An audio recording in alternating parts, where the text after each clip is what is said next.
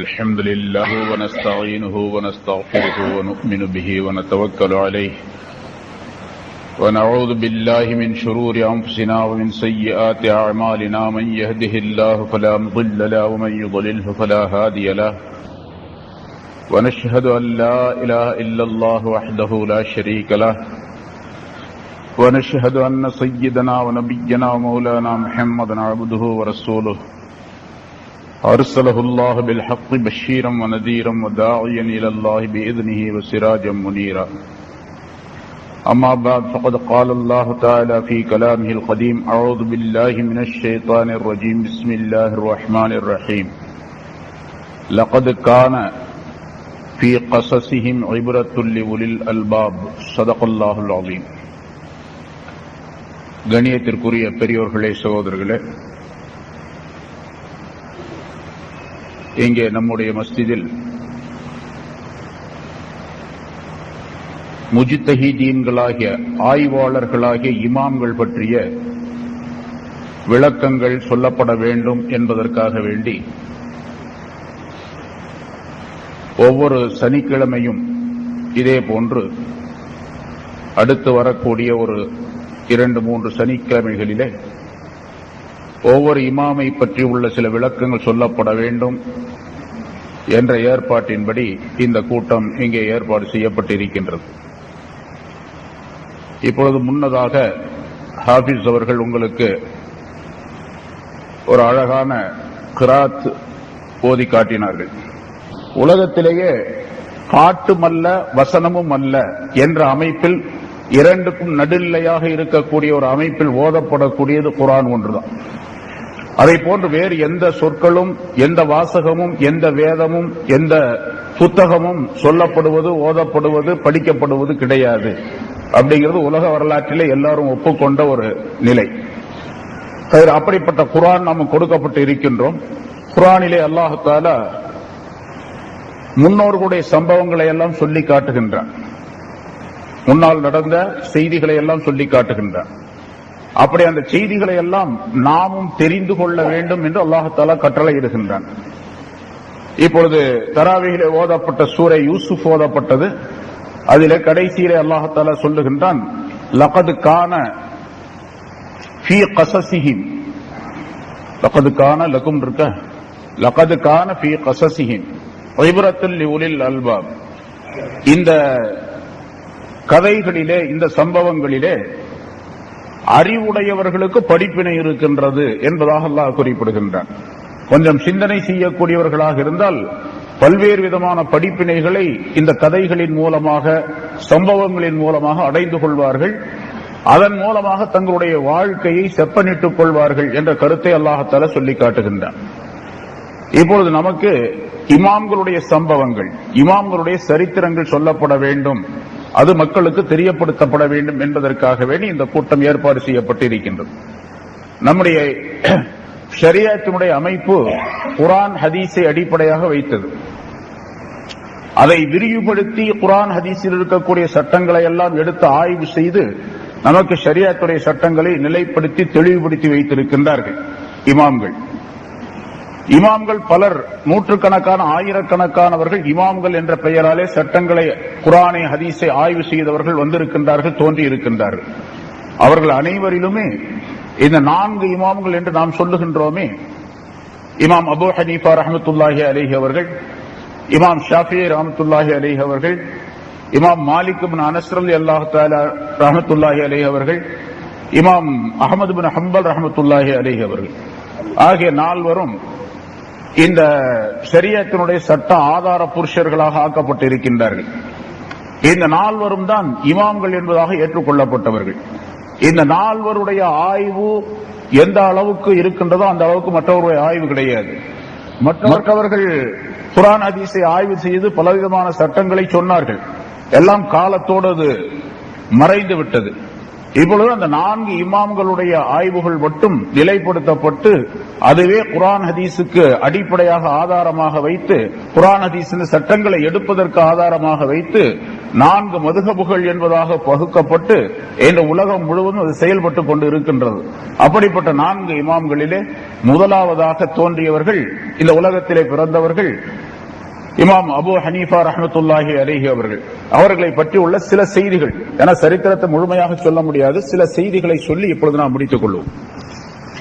இப்பொழுது இங்கே கிராத் ஓதிய ஹாஃபில் அவர்களுக்கு பொன்னாடை போர்த்தப்படுகின்றது. ரசூலுல்லாஹி ஸல்லல்லாஹு அலைஹி வஸல்லம் அவர்களுடைய காலத்திற்கு பின்னால் சஹாபாக்களுடைய காலத்திலே ஸல்லல்லாஹு அலைஹி வஸல்லம் அவர்களிடத்திலிருந்து கேட்ட விஷயங்களை சஹாபாக்கள் தங்களுடைய அமலிலே கொண்டு வந்தார்கள். ஏதாவது ஒரு பிரச்சனை தெரியவில்லை என்று சொன்னால் அவர் மற்றொரு சஹாபி இடத்திலே கேட்டுக்கொள்வார்கள். அப்படி சஹாபாக்களிலே சட்டம் சம்பந்தமாக, அதாவது இபாதத்துகள், வணக்க வழிபாடுகள் சம்பந்தமான சட்டங்களிலே ஒரு சிலர் மிக நுணுக்கம் உள்ளவர்களாக இருந்தார்கள். ஹஜ்ரத் இப்னு மஸ்ஊத் ரலியல்லாஹு தஆலா அன்ஹு அவர்கள், ஹஜ்ரத் இப்னு அப்பாஸ் ரலியல்லாஹு தஆலா அன்ஹு போன்றவர்கள். ஹஜ்ரத் இப்னு அப்பாஸ் ரலியல்லாஹு தஆலா அன்ஹு அவர்கள் தஃப்சீர் கலையிலே மிக முன்னணியிலே இருந்தவர்கள். ரசூலுல்லாஹி ஸல்லல்லாஹு அலைஹி வஸல்லம் அவர்களால் துஆ செய்யப்பட்டதின் காரணமாக அவர்களுக்கு குர்ஆனுடைய விளக்கத்திலே ஒரு தனி ஆற்றலை அல்லாஹ் தஆலா தந்திருந்தார். உலகத்திலே இன்று குர்ஆனுக்கு விரிவுரை செய்தவர்கள் எத்தனை பேர் இருக்கின்றார்களோ, இனிமேல் எத்தனை பேர் வருவார்களோ, அவர்கள் அனைவருக்கும் தலைவராக ஹஜ்ரத் இப்னு அப்பாஸ் ரலியல்லாஹு தஆலா அன்ஹு அவர்கள் அமைந்திருக்கின்றார்கள். ரயீசுல் முஃபஸ்ஸிரீன் என்பதாக அவர்களுக்கு ஒரு தனி சிறப்பு பெயரே உண்டு. அதே போன்று பாகப்பிரிவினை சம்பந்தப்பட்ட விஷயத்திலே சில சஹாபாக்கள் இருந்தார்கள். இப்னு மஸ்ஊத் ரலியல்லாஹு தஆலா அன்ஹு அவர்கள் போன்றவர்கள் எல்லாம் ஃபிக்ஹுடைய சம்பந்தம், அதாவது இபாதத்து, வணக்கம், வழிபாடுகள் சம்பந்தப்பட்ட விஷயத்திலே சட்ட நுணுக்கம் உள்ளவர்களாக இருந்தார்கள். அதன் காரணமாக சஹாபாக்களுக்கு ஏதேனும் சந்தேகம் ஏற்பட்டால் மற்றவர்களிடத்திலே கேட்டு அதை தெளிவுபடுத்தி தங்களுடைய பிரச்சனைகளை முடித்துக் கொள்வார்கள். சஹாபாக்களுடைய காலத்திற்கு பின்னதாக இஸ்லாம் பரவலாக ஆக்கப்பட்டது. பல ஊர்களிலே, பல நாடுகளிலே இஸ்லாம் பரவியது. சஹாபாக்களும் மற்ற தாபியீன்களும், சஹாபை பார்த்த தாபியீன்களும் பலர் பறந்து விரிந்து சென்றார்கள். அதன் காரணமாக சட்டங்கள் அதிகமாக தேவைப்படக்கூடிய ஒரு சூழ்நிலை ஏற்பட்டது. மக்களுக்கு மத்தியிலே பிரச்சனைகள் ஏற்படக்கூடிய நேரத்திலே சட்டங்களை சரியாக தெரிவதற்குள்ள வாய்ப்பு இல்லாமலேயே ஒரு சில காலம் கழிந்தது. அந்த நேரத்தில் தான் அல்லாஹ் தஆலா ஹிஜ்ரி 80வது ஆண்டிலே இமாம் அபு ஹனீஃபா ரஹ்மத்துல்லாஹி அலைஹி அவர்களை பிறக்கச் செய்தார். இமாம் அபு ஹனீஃபா ரஹ்மத்துல்லாஹி அலைஹி அவர்களுடைய சொந்த பெயர் நுஅமான் என்று சொல்லப்படும். சாபித் என்பவருடைய மகன் அவர் நுஅமான் இப்னு சாபித் என்பதாக அவர்களுடைய அசல் பெயர். அபு ஹனீஃபா என்று சொன்னால் ஹனீஃபாவுடைய தந்தை என்பதாக பொருளாகும். இந்த ஹனீஃபாவுடைய தந்தை என்று அவர்களுக்கு எப்படி பெயர் ஏற்பட்டது என்பதிலே கருத்து வேறுபாடு இருக்கின்றது. ஹனீஃபா என்று சொல்லி ஒரு மகள் அவருக்கு இருந்தார்கள். அந்த மகள் மிக நுண்ணிய அறிவுள்ளவராக இருந்தார். அதன் காரணமாக அவருடைய பெயரை சேர்த்து ஹனீஃபாவுடைய தந்தை என்பதாக பெயரிடப்பட்டது என்பதாக ஒரு குறிப்பு. ஆனால் பெரும்பாலான வரலாற்று நூல்களிலே இமாம் அபு ஹனீஃபா ரஹ்மத்துல்லாஹி அலைஹி அவர்களுக்கு ஹனீஃபா என்று ஒரு மகள் இருந்ததாக வரலாற்றிலே குறிப்பிடப்படவில்லை. மாறாக அல்லாஹ் தஆலா குர்ஆனிலே இந்த மார்க்கத்தை பற்றி சொல்லும் பொழுது தீனன் ஹனீஃபா என்பதாக குறிப்பிடுகின்றான். ஹஜ்ரத் நபி இப்ராஹிம் அலைஹிஸ்ஸலாம் அவர்களை பற்றி சொல்லும் பொழுது வலாக்கின் கான ஹனீஃபா, அவர் ஹனீஃபாவாக இருந்தார் என்று சொல்லுகின்றான். ஹனீஃபா என்று சொன்னால் கோணலான மார்க்கம் அனைத்தையும் விட்டு நேரிய மார்க்கத்தின் பக்கம் சாய்ந்தவர் என்பதாக அதற்கு பொருளாகும். தவறான கொள்கைகள், தவறான கருத்துக்கள் அனைத்தை விட்டும் நேர்மையான கருத்துக்களின் பக்கம் சாய்ந்தவர் என்பதாக ஹனீஃப் என்பதற்கு பொருளாகும். அந்த வகையில இந்த மார்க்கத்திற்கு பெயர் மில்லத் ஹனஃபியா என்று பெயரிடப்பட்டிருக்கின்றது. நேரான வழியின் பக்கம் சார்ந்திருக்கக்கூடிய நேரான கொள்கைகளுடைய மார்க்கம் என்பதாக நம்முடைய இந்த இஸ்லாம் மார்க்கத்திற்கு பெயர் உண்டு. அந்த வகையிலே ஹனஃபியா என்ற வார்த்தையை சேர்த்து அபூ ஹனஃபியா என்பதுதான் அபூ ஹனீஃபா என்பதாக ஆக்கப்பட்டிருக்கின்றது, மருவி இருக்கின்றது என்பதாக சொல்லக்கூடியவர்கள் பெரும்பாலும் உண்டு. எப்படியோ இமாம் அபூ ஹனீஃபா ரஹ்மத்துல்லாஹி அலைஹி அவருடைய இயற்பெயர், சொந்த பெயர் நுஅமான் இப்னு சாபித் என்பது. அவர்களுக்கு சிறப்பு பெயராக ஆக்கப்பட்டதுதான் அபூ ஹனீஃபா என்பது. இமாம் அபூ ஹனீஃபா ரஹ்மத்துல்லாஹி அலைஹி அவர்களுடைய தந்தை சாபித் என்பவர் கூஃபா நகரத்திலே வாழ்ந்திருந்தார். அவருடைய பாட்டனார் ஜூகி என்று அவருடைய பெயர் சொல்லப்படுகின்றது. அவர் பாரசீக நாட்டைச் சேர்ந்தவர் என்பதாக குறிப்பிடப்பட்டு இருக்கின்றது. பாரசீக நாட்டிலிருந்து அவர் குடியேறி, அதாவது ஈரான் நாட்டிலே இருந்தவர், பிறகு ஈராக்கிலே கூஃபா நகர பகுதியிலே வந்து குடியிருந்து கொண்டிருந்தார். அவருடைய மகன் சாபித் என்பவர், இந்த சாபித் என்பவர் பல சஹாபாக்களை சந்தித்திருக்கின்றார்கள். சாபித் என்பவர் தாபியாக கருதப்படுகின்றார், பல சஹாபாக்களை சந்தித்திருக்கின்றார்கள். ஹஜ்ரத் சாபித் அவர்களுக்கு மகனாக பிறந்த ஹஜ்ரத் அபூ ஹனீஃபா ரஹ்மத்துல்லாஹி அலைஹி அவர்கள் சிறு வயதாக இருந்த நேரத்திலும் கூட அவர்கள் தங்களுடைய தந்தையுடன் சென்று சில சஹாபாக்களை சந்தித்ததாக, குறிப்பாக ஒரு 7-8 சஹாபாக்களை அவர்கள் சந்தித்திருப்பதாக வரலாற்று குறிப்பு இருக்கின்றது. அந்த அடிப்படையில் பார்க்கும் பொழுது ஹஜ்ரத் இமாம் அபூ ஹனீஃபா ரஹ்மத்துல்லாஹி அலைஹி அவர்கள் தாபிஈன்கள் என்ற அந்த லிஸ்டிலே வருகின்றார்கள். தாபிஈன்களுக்கு ஒரு தனி சிறப்பு உண்டு. ரசூலுல்லாஹி ஸல்லல்லாஹு அலைஹி வஸல்லம் அவர்கள் காலத்திலே சிறந்தது என்னுடைய காலம், அதற்கு அடுத்து வரக்கூடிய காலம், அதற்கு அடுத்து வரக்கூடிய காலம் என்று 3 காலங்களை குறிப்பிடுகின்றார்கள். ரசூலுல்லாஹி ஸல்லல்லாஹு அலைஹி வஸல்லம் அவர்கள் வாழ்ந்திருந்த காலம், சஹாபாக்களுடைய காலம், அடுத்து தாபிஈன்களுடைய காலம். இந்த 3 நூற்றாண்டுகளை ரசூலுல்லாஹி ஸல்லல்லாஹு அலைஹி வஸல்லம் அவர்கள் சிறப்பித்து இது பொன்னான காலம் என்பதாக குறிப்பிடுகின்றார்கள். அதற்கு அடுத்து வரக்கூடிய காலம் இருக்கின்றதே, 3 காலங்களுக்கு பிறகு அடுத்து வரக்கூடிய காலம் அது அநியாயம் நிறைந்த காலமாக இருக்கும் என்றும் ரசூலுல்லாஹி ஸல்லல்லாஹு அலைஹி வஸல்லம் குறிப்பிடுகின்றார்கள். அந்த 3 காலங்களுக்குள்ளே, 3 நூற்றாண்டுகளுக்குள்ளே தான் இமாம்கள் அனைவருமே தோன்றி இருக்கின்றார்கள். 4 இமாம்களும். அதிலே முதலாவதாக இமாம் அபூ ஹனீஃபா ரஹ்மத்துல்லாஹி அலைஹி அவர்கள் தோன்றினார்கள். இவர்கள் பல சஹாபாக்களை சந்தித்திருக்கின்றார்கள் என்பதற்கு பல ஆதாரங்கள் ஹதீஸ்களிலே, சம்பவங்களிலே குறிப்பிடப்படுகின்றது. அவர்களே சொல்லுகின்றார்கள், எனக்கு வயது ஒரு 10-15 இருக்கக்கூடிய அந்த நேரத்திலே நான் என்னுடைய தந்தையுடன் நான் சென்றிருந்தேன். ஒரு அரபு நாட்டினுடைய ஒரு பகுதிக்கு நான் சென்றிருந்த நேரத்திலே, அதாவது பக்தாதுடைய அந்த பகுதியிலே ஒரு இடத்திற்கு, ஒரு ஊருக்கு நான் சென்றிருந்த நேரத்திலே ஒரு வயோதிகமான ஒரு மனிதர், அவரை சுற்றிலும் பல மக்கள் சூழ்ந்து கொண்டிருந்தார்கள். அவர்களிடத்தில் பல கேள்விகளை கேட்டுக் கொண்டிருந்தார்கள். அந்த பெரிய மனிதரிடத்திலே நான் என்னுடைய தந்தையிடத்திலே கேட்டேன், இந்த பெரிய மனிதர் யார் என்பதாக. இவர் ரசூலுல்லாஹி ஸல்லல்லாஹு அலைஹி வஸல்லம் அவருடைய சஹாபாக்களில் ஒருவர். இவருடைய பெயர் அப்துல்லாஹ் இப்னு ஹாரிஸ் என்பதாக சொல்லப்படும். அவரிடத்திலே ரசூலுல்லாஹி ஸல்லல்லாஹு அலைஹி வஸல்லம் அவர்கள் கேட்ட செய்திகளை மக்கள் எல்லாம் கேட்டுக்கொண்டிருக்கின்றார்கள் என்பதாக எனக்கு என்னுடைய தந்தை சொன்னார். உடனே நானும் அவரிடத்தில் சென்று சில கேள்விகளை கேட்கின்றேனே, அல்லது அவர் சொல்லுவதை நான் விளங்கிக் கொள்ளுகின்றேனே என்பதாக சொன்னேன். சரி என்பதாக சொன்னார் என்னுடைய தந்தை. நான் அந்த கூட்டத்திற்குள்ளே நுழைந்து அந்த பெரிய மனிதர் இருக்கக்கூடிய அப்துல்லாஹ் இப்னு ஹாரிஸ் என்பவர் அமர்ந்திருக்கக்கூடிய அந்த இடத்திற்கு சென்றேன். அவர் சொல்லுவதை நான் கேட்டேன். அப்பொழுது அவர் சொன்னார், ஒரு ஹதீஸை எனக்கு சொன்னார். அதாவது அந்த இடத்திலே சொன்னார், அதை நான் பாடமிட்டுக் கொண்டேன் என்பதாக அபூ ஹனீஃபா ரஹ்மத்துல்லாஹி அலைஹி அவர்கள் சொல்லுகின்றார்கள்.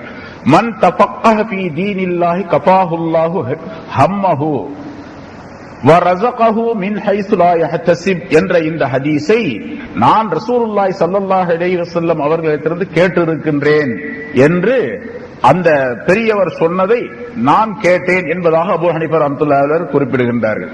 எவர் ஒருவர் அல்லாஹ்வுடைய தீனிலே, மார்க்கத்திலே மார்க்கத்தை கற்றுக்கொள்ளுகின்றாரோ, மார்க்கத்திலே ஏதேனும் ஒரு விஷயத்தை தெரிந்து கொள்ளுகின்றாரோ, அல்லாஹ் தஆலா அவருடைய கவலைகள் அனைத்துக்கும் அவன் போதுமானவனாக ஆக்கிவிடுகின்றான். இன்னும் அவர் அறியாத புறத்திலிருந்து அவருக்கு உணவும் வழங்குகின்றான் என்று ரசூலுல்லாஹி ஸல்லல்லாஹு அலைஹி வஸல்லம் சொன்ன ஹதீஸை அந்த பெரியவர் சொல்ல நான் கேட்டுக்கொண்டேன் என்பதாக அபூ ஹனீஃபா ரஹ்மத்துல்லாஹி சொல்லுகின்றார். இப்பொழுது அபூ ஹனீஃபா ரஹ்மத்துல்லாஹி ஒரு சஹாபியை சந்தித்திருக்கின்றார். இது ஒரு சஹாபியை சந்திப்பது என்பது சாதாரணமான விஷயம் அல்ல, மிகப்பெரிய அந்தஸ்துக்குரியது, மிகப்பெரிய மதிப்பும் மரியாதையும் உடையது, மிகப்பெரிய சவாபுக்குரியது. அது அதனால்தான் சஹாபியை சந்தித்தது எவ்வளவு பெரிய பெருமையாக சொல்லப்படுகின்றது என்பதை இந்த வரலாற்றின் மூலமாக நாம் தெரிந்து கொள்ளுகின்றோம். மிக பெருமையாக அதனை சொல்லி காட்டுகின்றார்கள். நான் ஒரு சஹாபியை சந்தித்தேன். ஏன்னா சாதாரணமாக நம்ம நாட்டில் பாக்குறோம், ஜனாதிபதியை போய் ஒருத்தர் சந்திச்சுட்டு வர்றாருன்னு வச்சுங்க, அவருக்கு இங்கே நிறைய வரவேற்பு கொடுக்கப்படும். இவர் ஜனாதிபதி சந்திச்சு வந்திருக்காரு அப்படின்னு சொல்லிட்டு, பின்ன அவரை ஜனாதிபதியை சந்தித்து வந்தார் அப்படிங்கறதுக்காக வேண்டி நீங்க 2 வார்த்தை சொல்லுங்க, நீங்க போன அந்த நிகழ்ச்சியை பற்றி சொல்லுங்க அப்படின்னு சொன்னா அவருக்கு ரொம்ப பெருமையா இருக்கும். ஜனாதிபதியை நான் போய் பார்த்தேன், அங்க போகும்போது அப்படிலாம் இருந்துச்சு, இப்படி இருந்துச்சு, நான் உள்ள போகும்போது இப்படி இருந்துச்சு, அவரோட பேசும்போது அப்படின்னு சொல்லி அந்த நிகழ்ச்சிகள் எல்லாம் அவர் ரொம்ப அற்புதமாக வர்ணிப்பார். ஜனாதிபதியோடு இவர் போய் பேசிட்டு வந்துட்டார் அப்படிங்கறதுனால அவர் பெரிய பெருமை. ஆனா சஹாபி இடத்தில் பேசியது, சஹாபியை பார்த்தது என்பது இந்த உலகத்திலே எவருக்கும் கிடைக்காத ஒரு பெரிய மதிப்பு. பின்னால் வந்தவர்கள் எல்லாம் பல மேதைகள், பல ஞானவான்கள் ஒரு சஹாபியாக நான் இருக்க வேண்டுமே, அல்லது சஹாபியை பார்த்த ஒரு மனிதராக கூட நான் இருக்கக்கூடாதா, இருந்திருக்க வேண்டுமே என்பதாக ஏங்கியவர்கள் எல்லாம் பலர் உண்டு. இந்த உலக வரலாற்றில் நாம் நிறைய பெரிய மனிதர்களை நாம் பார்க்கின்றோம். அப்படிப்பட்ட ஒரு பெரும் சிறப்பு இமாம் அபூ ஹனீஃபா ரஹ்மத்துல்லாஹி அலைஹி அவர்களுக்கு கிடைத்திருக்கின்றது என்பது இதன் மூலமாக புலப்படுத்தப்படுகின்றது. அனஸ் ரலியல்லாஹு தஆலா அன்ஹு அவர்களையும் கூட ஹஜ்ரத் அபூ ஹனீஃபா ரஹ்மத்துல்லாஹி அலைஹி அவர்கள் பார்த்திருக்கின்றார்கள். ஸல்லல்லாஹு அலைஹி வஸல்லம் அவர்களுக்கு மிக பிரியமானவர்களாக இருந்தார்கள்.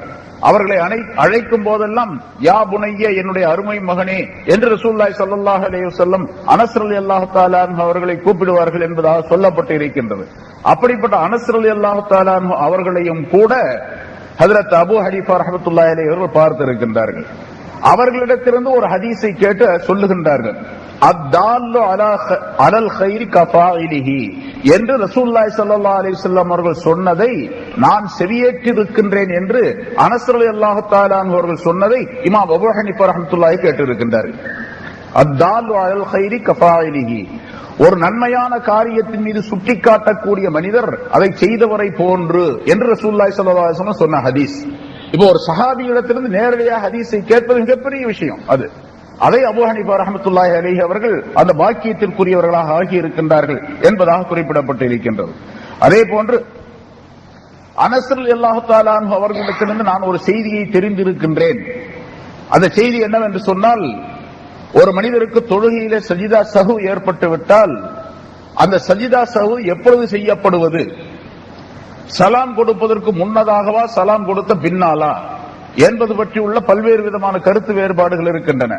இமாம் அபூ ஹனீஃபா ரஹ்மத்துல்லாஹி அவர்களுடைய கருத்து, ஒரு பக்கம் சலாம் கொடுத்த பின்னாலே, 2 பக்கம் சலாம் கொடுத்தால் தொழுகை முடிந்து விடுகின்றது. ஒரு பக்கம் சலாம் கொடுத்து விட்டு அத்தஹியாத் ஓதிய பின்னாலே ஒரு பக்கம் சலாம் கொடுத்து விட்டு மறதிக்காக வேண்டி அந்த 2 சஜிதாக்களை செய்து முடித்து விட்டு திரும்பவும் அத்தஹியாத் முழுமையாக ஓதி சலாம் கொடுக்க வேண்டும் என்பது ஹனஃபி மذஹபினுடைய சட்டம். இதை இமாம் அபூ ஹனீஃபா ரஹ்மத்துல்லாஹி அவர்கள் சொல்லுகின்றார்கள், இதையும் நான் அனஸ் ரலியல்லாஹு தஆலா அன்ஹு அவர்களிடத்திலிருந்து கேட்டேன். அனஸ் ரலியல்லாஹு தஆலா அன்ஹு அவர்கள் சொன்னார்கள், ரசூலுல்லாஹி ஸல்லல்லாஹு அலைஹி வஸல்லம் அவர்கள் இப்படித்தான் சொல்லி காட்டினார்கள், செய்து காட்டினார்கள் என்பதாக. அதாவது சலாம் கொடுத்த பின்னால் சஜிதா சஹு 2 செய்யப்பட வேண்டும், அதற்கு பின்னாலும் அத்தஹியாத் ஓதி சலாம் கொடுக்கப்பட வேண்டும் என்பதாக ரசூலுல்லாஹி ஸல்லல்லாஹு அலைஹி வஸல்லம் அவர்கள் சொன்னதாக, அதை கேட்டதாக அனஸ் ரலியல்லாஹு தஆலா அன்ஹு அவர்கள் சொன்னதை ஹஜ்ரத் அபூ ஹனீஃபா ரஹ்மத்துல்லாஹி அவர்கள் கேட்டிருக்கின்றார்கள்.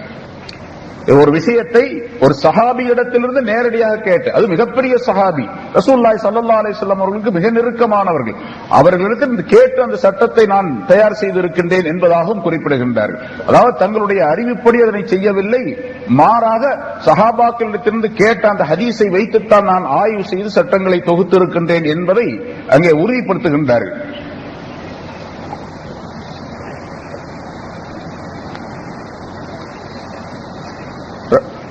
இமாம் அபூ ஹனீஃபா ரஹ்மத்துல்லாஹி அலைஹி அவர்கள் இந்த உலகத்தில் அவர்கள் தோன்றி சிறு வயதாக இருக்கின்ற நேரத்திலே சுமார் 10-12 வயதிலேயே இந்த கல்வியை கற்க ஆரம்பித்து விட்டார்கள். அவருடைய தந்தை ஒரு பெரிய வியாபாரி, ஜவுளி வியாபாரியாக இருந்தார்கள். அந்த வியாபாரத்தை தொடர்ந்து பார்த்து கொண்டும் இருந்தார்கள். ஆனால் அதே நேரத்திலே கல்வி கற்க வேண்டும் என்ற ஆர்வம் அவர்களுக்கு மேலோங்கி இருந்தது. அதன் காரணமாக எங்கேயாவது யாராவது கல்வியை சொல்லித் தருகின்றார்கள் என்று இருந்தால், அந்த காலத்தில் இப்பொழுது இருப்பதை போன்ற மதரசாக்கள் கிடையாது, பள்ளிக்கூடங்கள் கிடையாது, தனியாக எந்த விதமான கல்வி கூடங்கள் எதுவுமே கிடையாது. கல்வியை சொல்லிக் கொடுக்கக்கூடிய உலமாக்கள், ஆலிம்கள், உஸ்தாதுகள் பல இடங்களில் இருப்பார்கள். அவர்கள் தங்களுடைய இடத்தில் இருந்து கொண்டிருப்பார்கள். அவர்களிடத்தில் போய் இவர்கள் கல்வியை கற்றுக்கொள்ள வேண்டும். அவர்களுக்கு கிதுமத் செய்வதின் காரணமாக, அவர்களுடைய தேவைகளை நிறைவேற்றுவதின் காரணமாக அவர்கள் சொன்ன வேலையை கேட்டுக்கொண்டு அவர்கள் எந்த நேரத்திலே பாடத்தை சொல்லிக் கொடுக்கின்றார்களோ அந்த நேரத்தில் அவர்களிடத்தில் கேட்டு பாடத்தை படித்துக் கொள்ள வேண்டும், கல்வியை கற்றுக்கொள்ள வேண்டும். இந்த முறை இருந்து வந்தது. இமாம் அபூ ஹனீஃபா ரஹ்மத்துல்லாஹி அலைஹி அவர்கள் அப்படி பக்தாதுடைய நகரத்திலே, கூஃபாவிலே, பக்தாதிலே யார் யார் கல்வியை சொல்லிக் கொடுக்கின்றார்களோ அவர்களிடத்திலெல்லாம் போய் உட்கார்ந்து கல்வியை தேடக்கூடியவர்களாக இருந்தார்கள். ஆனால் அது சாதாரணமான கல்வியாகத்தான் அவர்களுக்கு ஆரம்ப நிலையிலே இருந்தது. அதற்கு பிறகு இமாம் ஷுஅபி ரஹ்மத்துல்லாஹி அலைஹி அவர்கள், அவர் ஒரு பெரிய இமாமாக, நிறைய ஹதீசுகளை தெரிந்த பெரிய முஹத்திஸாக அவர்கள் அந்த காலத்திலே இருந்தார்கள். அவர்கள் ஒரு நாள் இமாம் அபூ ஹனீஃபா ரஹ்மத்துல்லாஹி அலைஹி அவர்கள் சிறுவராக இருந்த நேரத்தில், ஒரு 10-12 வயதாக இருந்த நேரத்தில் அவர்களை அடிக்கடி அவர்கள் பார்ப்பது உண்டு அந்த கூஃபா நகரத்தில். இமாம் ஷுஅபி அரசாங்கத்தினுடைய நீதிபதியாகவும் அவர் இருந்தார். அரசாங்கத்திலே நீதிபதியாகவும் அவர் இருந்தார். இந்த சிறுவராக இருக்கக்கூடிய அபூ ஹனீஃபா ரஹ்மத்துல்லாஹி அலைஹி அவர்களுடைய தோற்றத்தை பார்க்கும் பொழுது அவருக்கு ஒரு பெரிய ஆச்சரியம். இந்த பையன் ரொம்ப அறிவு கூர்மையான பையனாக இருக்கின்றான். இவன் என்ன செய்கின்றான், எப்படி நடந்து கொள்ளுகின்றான், என்ன தொழிலிலே இருக்கின்றான் என்பதை பற்றி அவர்களுக்கெல்லாம் தெரியாது. அதை தெரிந்து கொள்ள வேண்டும் என்ற ஆவலின் காரணமாக, பல நாள் பார்த்ததின் காரணமாக ஒரு நாள் கூப்பிட்டு, இவர் பெரிய நீதிபதியா இருக்கிறார், இவர் சாதாரணமான மனிதராக சிறுவராக ஹஜ்ரத் அபூ ஹனீஃபா ரஹ்மத்துல்லாஹி அலைஹி அவர்கள் இருந்து கொண்டிருக்கின்றார்கள். ஒரு நாள் கூப்பிட்டு கேட்டார்கள், நீ என்ன பண்ற, எங்க இருக்கிற, யார் நீ அப்படின்னு சொல்லி விவரம் கேட்டாங்க. விவரம் எல்லாம் சொன்ன நேரத்தில், உன்னிடத்தில் ஒரு அற்புதமான சக்தி இருப்பதை நான் உன்னுடைய முகத்திலே நான் பார்க்கின்றேன், ஒரு அருமையான ஒளி உன்னுடைய முகத்திலே இருந்து கொண்டிருக்கின்றது. ஆகவே நீ இல்மை தேடக்கூடிய விஷயத்திலே ஈடுபடு. ரசூலுல்லாஹி ஸல்லல்லாஹு அலைஹி வஸல்லம் அவர்கள் விட்டு சென்ற அந்த இல்மை தேடக்கூடிய விஷயத்திலே, கல்வியை கற்கக்கூடிய விஷயத்திலே நீ ஈடுபடு என்பதாக சொல்லி அவர்கள் கொஞ்சம் ஆர்வமூட்டினார்கள். இயற்கையிலேயே இமாம் அபூ ஹனீஃபா ரஹ்மத்துல்லாஹி அலைஹி அவர்களுக்கு கல்வி கற்க வேண்டும் என்ற ஆர்வம் இருந்ததின் காரணமாக இவங்க சொன்ன உடனே, அது ஒரு பெரிய நீதிபதியா இருக்கக்கூடியவர், ஜட்ஜா இருக்கக்கூடியவர் சொல்றார் அப்படின்னு சொன்ன உடனே அவங்களுக்கு இன்னும் கொஞ்சம் ஆர்வம் அதிகமாகியது. இப்பொழுது கல்வியை யாரிடத்தில் போய் கற்றால் மிகச் சிறப்பாக இருக்கும், சிறந்த கல்வி பெறுவதற்கு யார் தகுதியானவர்கள் என்பதை அவர்கள் தேடிக்கொண்டிருந்தார்கள். அந்த நேரத்திலே அவர்களுக்கு கூஃபா நகரத்திலேயே ஹம்மாத் ரஹ்மத்துல்லாஹி அலைஹி அவர்கள், ஹம்மாத் இப்னு அபி சுலைமான் என்பதாக ஒருவர், அவர் பெரிய ஃபகீஹாக, பெரிய மேதையாக அந்த காலத்திலே இருந்தவர்கள். பக்தாத் நகரம் முழுவதுமே, ஈராக் முழுவதுக்குமே மிகச்சிறந்த அறிஞராக அவர் இருந்தார், ஹம்மாத் ரஹ்மத்துல்லாஹி அலைஹி அவர்கள். அவர்களிடத்திலே கல்வி கற்க வேண்டும் என்பதாக அவர்களுக்கு சொல்லப்பட்டது. அவரும் அதை விரும்பினார். ஹம்மாத் ரஹ்மத்துல்லாஹி அலைஹி அவர்களிடத்திலே அவர்களுக்கு 14 வயதாக இருக்கக்கூடிய நேரத்தில் கல்வியை கற்பதற்காக வேண்டி சேர்ந்தார். 10 ஆண்டுகள். சரித்திரங்கள் சுருக்கமாக சொல்லப்படுகின்ற சரித்திரம். ஏன்னா நீளமா விரிவாக சொல்லுவதாக இருந்தால் பல மணி நேரம் அல்ல, பல நாள்கள் ஆகும். அதனால சுருக்கமாக சில விஷயங்களை சொல்லி காட்டுகின்றேன். ஏன்னா பின்னால இமாம் அபூ ஹனீஃபா ரஹ்மத்துல்லாஹி அலைஹி அவர்கள் எவ்வளவு பெரிய அறிவு படைத்தவர்களாக இருந்தார்கள், எவ்வளவு கூர்மையான அறிவுள்ளவர்களாக இருந்தார்கள், சட்டங்களை எப்படி அவர்கள் அணுகினார்கள், அவருடைய சட்ட விளக்கங்கள் எப்படி அமைந்திருந்தன என்பதற்கு சில உதாரணங்கள் சொல்ல வேண்டியது இருக்கின்றது. அதுதான் நமக்கு இப்போ முக்கியமான விஷயம். அபூ ஹனீஃபா ரஹ்மத்துல்லாஹி பிறந்தாங்க, வளர்ந்தாங்க, அங்க இருந்தாங்க, சாப்பிட்டாங்க, போனாங்க, வந்தாங்க அப்படிங்கிற சொல்றதை பத்தி உள்ள நோக்கம் அல்ல. ஆரம்பத்தில் அவர்களுடைய நிலை எப்படி இருந்தது என்பதற்காக இது சில விஷயங்கள் முன்னால சொல்லப்படுகின்றது. 10 வருஷம் ஹம்மாத் ரஹ்மத்துல்லாஹி அலைஹி அவர்களிடத்தில் கல்வியை கற்றார்கள். கல்வியை கற்கின்ற நேரத்தில் இவர் தனிப்பட்ட ஒரு அந்தஸ்துடையவராக, ஞானமுடையவராக, அறிவு தீட்சணை உடையவராக இருந்த காரணத்தினால ஹம்மாத் ரஹ்மத்துல்லாஹி அலைஹி அவர்கள் தங்களிடத்திலிருந்து எல்லா கல்வியும் அவர்களுக்கு சொல்லிக் கொடுத்தார். சொல்லிக் கொடுத்ததோடு மட்டுமல்லாமல் இந்த அபூ ஹனீஃபா ரஹ்மத்துல்லாஹி அவருடைய அறிவை பார்த்து அடிக்கடி பாராட்டி கொண்டிருப்பார்கள். ஏன்னா மாணவர் தன்னை விட மிகைப்பாக, அதிகமாக கல்வியிலே நுணுக்கம் உள்ளவராக இருக்கின்றார். பல கேள்விகளை கேட்பதின் காரணமாக சில இதுகளை பார்க்கலாம். உஸ்தாதை விட மாணவர் ரொம்ப தேஜானவராக இருப்பார், ரொம்ப அறிவு கூர்மையானவராக இருப்பார். அவரை பாராட்டுவார்கள். உஸ்தாதுகள் நல்லவர்களாக இருந்தால் அவருக்கு பாராட்டு கிடைக்கும். இந்த மாணவர் சிறந்து வளர வேண்டும், வாழ வேண்டும் என்பதற்காக வேண்டி தங்களுடைய முயற்சியை அதிகமாக அந்த மாணவருடைய விஷயத்திலே கவனத்தை செலுத்துவார்கள். அதே போன்று ஹம்மாத் ரஹ்மத்துல்லாஹி அலைஹி கவனத்தை செலுத்தி அபூ ஹனீஃபா ரஹ்மத்துல்லாஹி அலைஹிக்கு பல கல்விகளை கற்றுக் கொடுத்தார்கள் 10 ஆண்டுகள். இந்த இடையில ஒரு சம்பவம் சொல்லப்பட்டு இருக்கின்றது. ஹம்மாத் ரஹ்மத்துல்லாஹி அலைஹி அப்படி உஸ்தாதா இருக்கக்கூடிய நேரத்தில் அவர்கள் பக்கத்தில் இருந்த வேறொரு ஊருக்கு செல்ல வேண்டிய ஒரு சூழ்நிலை, பிரயாணம் போக வேண்டிய சூழ்நிலை.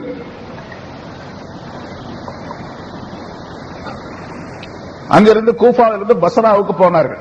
இப்ப கூஃபாவிலிருந்து பஸ்ராவுக்கு போறது கொஞ்ச நேரத்தில் போயிடலாம். அந்த காலத்துல போறதுங்கிறது ரொம்ப நீண்ட நாள் பிடிக்கும். அதே நாட்டில் உள்ள ஒரு ஊர் தான். ஆனா அவர்கள் பிரயாணம் செய்து செல்வது என்பது சிரமமான ஒரு நிலை. அங்கே பஸ்ராவுக்கு போய் சில நாள் தங்கி அவருடைய தன்னுடைய நோக்கங்களை, தேவைகளை முடித்து வர வேண்டிய சூழ்நிலை இருந்த காரணத்தால் ஹம்மாத் உஸ்தாது பஸ்ராவுக்கு போயிட்டார். போகக்கூடிய நேரத்தில் அபூ ஹனீஃபா ரஹ்மத்துல்லாஹி அலைஹி அவர்களை தங்களுடைய இடத்திலே உட்கார வைத்து விட்டு போனார்கள். உஸ்தாதுடைய இடத்துல மாணவர் உட்கார வைக்கிறார். நீ இவர்களுக்கெல்லாம் பாடம் சொல்லிக் கொடு. உன்னிடத்தில் யார் எந்த கேள்விகளை கேட்டாலும் அந்த கேள்விக்கு நீ பதில் சொல். யார் என்ன தீர்ப்பு கேட்டாலும் அந்த தீர்ப்புக்கு நீ ஃபத்வா கொடு என்பதாக சொல்லி ஃபத்வா கொடுப்பதற்கும் தர்ஸ் நடத்துவதற்கும் அனுமதி கொடுத்து விட்டு அவர் போயிட்டார். போயிட்டு ஒரு சில மாதங்கள் கழித்து வந்தார். அந்த நேரத்தில் வெளியில் இருந்து இவரிடத்தில் இமாம் அபூ ஹனீஃபா ரஹ்மத்துல்லாஹி அவர்களிடத்தில் 60 கேள்விகள் வந்தன. சட்ட பிரச்சனைகள் 60 விதமான கேள்விகள் கேட்கப்பட்டு ஃபத்வா கேட்டு வந்தன. இந்த 60 விஷயங்களுக்கும் அவர் பதிலளித்தார். இமாம் அபூ ஹனீஃபா ரஹ்மத்துல்லாஹி பதிலளித்திருக்கிறார்கள், ஃபத்வா கொடுத்திருக்கிறார்கள். பிறகு ஹம்மாத் ரஹ்மத்துல்லாஹி அலைஹி அவர்கள் பிரயாணத்திலிருந்து திரும்பி வந்த பொழுது இந்த 60 கேள்விகள் கேட்கப்பட்ட 60 கேள்விகள், அதற்கு சொல்லிய 60 விதமான பதில்கள், இந்த ரெண்டையும் தன்னுடைய உஸ்தாதிடத்தில் சமர்ப்பித்தார்கள். நீங்க இல்லாத நேரத்தில் இப்படி 60 கேள்வி என்கிட்ட வந்துச்சு, நான் 60 பதில் சொல்லியிருக்க, சரியா இருக்கா பாருங்க அப்படின்னு சொல்லிட்டு அவர் பரிசீலனை பண்ணி பார்க்கும் பொழுது 40 கேள்விக்கு சொன்ன பதில் சரி, 20 கேள்விக்கு தப்பா சொல்லிட்டார் இமாம் அபூ ஹனீஃபா ரஹ்மத்துல்லாஹி அலைஹி. இப்ப உஸ்தாத் சொல்லிக் கொடுத்தார்கள், நீ சொன்ன கேள்வி எல்லாம் நல்ல பதில் தான், சொன்ன பதில் எல்லாம் சரிதான், ஆனா இந்த 20 இன்னென்ன தவறுகள் இருக்கின்றன என்பதாக சொல்லி சுட்டி காட்டிய நேரத்தில் அந்த யார் கேள்வி கேட்டார்களோ அவர்களுக்கு திருத்தி அந்த பதில் சொல்லப்பட்டு விட்டது. இருந்தாலும் அபூ ஹனீஃபா ரஹ்மத்துல்லாஹி அலைஹி அவர்களுக்கு ரொம்ப பெரிய மனக்கலக்கம் ஆயிடுச்சு. இப்படி நம்ம ஃபத்வா கொடுத்தா என்ன ஆகுறது? கேள்விக்கு நான் 60ல 20 தப்பா போச்சுன்னு சொன்னா, கேள்வி ஃபத்வா வந்துச்சுன்னு சொன்னா ஃபத்வா கரெக்டா இருக்கணும், தப்பா போச்சு அப்படின்னு சொன்னா அது பெரிய விபரீதத்தை ஏற்படுத்திவிடும் சில மசாயல், சில சட்டங்களில். அதனால அபூ ஹனீஃபா ரஹ்மத்துல்லாஹி அலைஹி அப்பொழுதே தங்களுடைய உஸ்தாத் முன்னால சொன்னாங்க, என்னுடைய உஸ்தாத் உயிரோடு இருக்கக்கூடிய நேரம் வரைக்கும், இந்த ஹம்மாத் ரஹ்மத்துல்லாஹி அலைஹி உயிரோடு இருக்கக்கூடிய காலம் வரைக்கும் நான் ஃபத்வா கொடுப்பதிலே ஈடுபட மாட்டேன் அப்படின்னு உறுதி எடுத்துக்கொண்டார்கள். அதே மாதிரி மேலோட்டமாக சில சாதாரணமான மசாயல்களை சொல்லிக் கொண்டிருந்தார்களே தவிர, மக்களுக்கு சட்டங்களை விளக்கிக் கொண்டிருந்தார்களே தவிர ஃபத்வா கொடுப்பதற்கு துணியவில்லை தங்களுடைய உஸ்தாத் இருக்க வரைக்கும். அப்படிப்பட்ட மேதையாக இப்ப எதுக்கு சொல்லப்படுகின்றது என்று சொன்னால், ஒரு உஸ்தாத் அவர் மிகப்பெரிய ஃபகீஹாக, பெரும் மேதையாக, ஞானவானாக இருந்தவர். தன்னுடைய இடத்திலே ஒரு சில மாதங்கள் இவர் வெளியூர் சென்றிருக்கக்கூடிய நேரத்தில் தன்னுடைய ஃபத்வா கொடுப்பதற்கு தகுதி உள்ளவராக மாணவரை ஏற்படுத்த வேண்டும் என்று சொன்னால், அதுவும் வயசு 14, 20 வயசுல அவரை ஃபத்வா கொடுப்பதற்காக ஏற்படுத்த வேண்டும் என்று சொன்னால் எவ்வளவு பெரிய மேதையாக அவர் இருந்திருக்க வேண்டும் என்பதற்காக இந்த உதாரணம் சொல்லப்படுகின்றது. அப்படி இமாம் அபூ ஹனீஃபா ரஹ்மத்துல்லாஹி அலைஹி அவர்கள் மிகப்பெரிய மேதையாக திகழ்ந்தார்கள் ஆரம்ப காலத்திலேயே. அத்தோடு மட்டுமல்ல, வெறும் மேதை மட்டுமல்ல, அவங்க வியாபாரம் செய்து கொண்டிருந்தார்கள். அதே நேரத்தில் பெரிய தக்வா உள்ளவர்களாகவும் இருந்தார்கள். உலக பற்றற்ற வாழ்க்கை உடையவர்களாகவும் இருந்தார்கள். பேணுதல் உடையவர்களாக இருந்தார்கள். அல்லாஹுடைய அச்சம் நிறைந்தவர்களாக இருந்தார்கள். அல்லாஹு தஆலாவிடத்திலே கெஞ்சி அழக்கூடியவர்களாக இருந்தார்கள். இரவு நேரம் முழுவதிலும் இபாதத், வணக்க வழிபாடுகளில் ஈடுபடக்கூடியவர்களாக இருந்தார்கள். பல நாள்களிலே, பல மாதங்களாக அவர்களுடைய நடை, உடை, பாவனைகள் அனைத்தும் மிக அற்புதமாக இருந்தன. பார்ப்பவரை கவரும்படியாக அற்புதமான ஒரு வாழ்க்கை முறை உடையவர்களாக இருந்தார்கள். எப்படி ரசூலுல்லாஹி ஸல்லல்லாஹு அலைஹி வஸல்லம் அவர்கள் அவருடைய வாழ்க்கை முறை மற்றவர்களை கவரக்கூடியதாக இருந்ததோ அதே போன்று அபூ ஹனீஃபா ரஹ்மத்துல்லாஹிடைய வாழ்க்கையும் இருந்தது என்பதாக சொல்லப்பட்டு இருக்கின்றது. அவருடைய பண்புகள், அவர் தங்களுடைய வாழ்க்கையை அமைத்துக் கொண்ட முறை, அதே போன்று சம்பாதிக்கக்கூடிய முறை ஹலாலாக சம்பாதிக்க வேண்டும் என்ற நிலை, சம்பாதிப்பதை அடுத்தவருக்கும் கொடுத்து வாழ வேண்டும் என்ற நிலை, கொடைத்தன்மைகள் ஆகிய அனைத்திலும் ரசூலுல்லாஹி ஸல்லல்லாஹு அலைஹி வஸல்லம் அவர்கள் எப்படி இருக்க வேண்டும் என்று சொன்னார்களோ அந்த தன்மையை முழுமையாக கடைபிடிக்கக்கூடியவர்களாக இருந்தார்கள் என்பதாகவும் அவர்களை பற்றி நிறைய விளக்கங்கள், விஷயங்கள் சொல்லப்பட்டு இருக்கின்றன. இப்ப இமாம் அபூ ஹனீஃபா ரஹ்மத்துல்லாஹி அலைஹி அவர்கள் அந்த பக்தாதிலே, கூஃபாவிலே தோன்றிய காலத்திலே ஆட்சியாளர்கள், அப்பாசியாக்களுடைய ஆட்சி நடைபெற்றுக் கொண்டிருந்தது. ஆட்சியாளர்கள் மிக கொடுங்கோலர்களாக இருந்தார்கள்.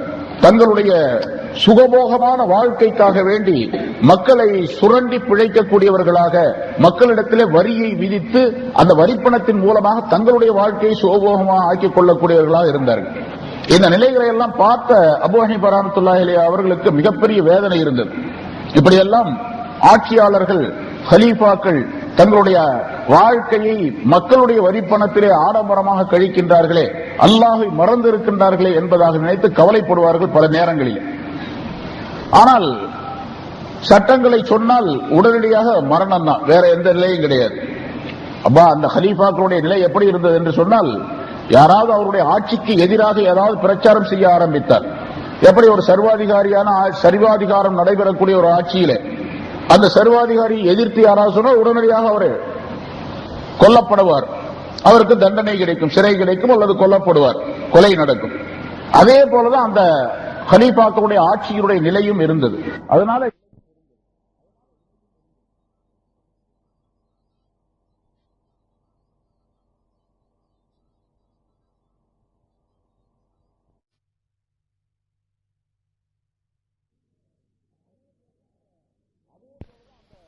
அதே போலதான் அந்த கலீஃபாக்களுடைய ஆட்சியினுடைய நிலையும் இருந்தது.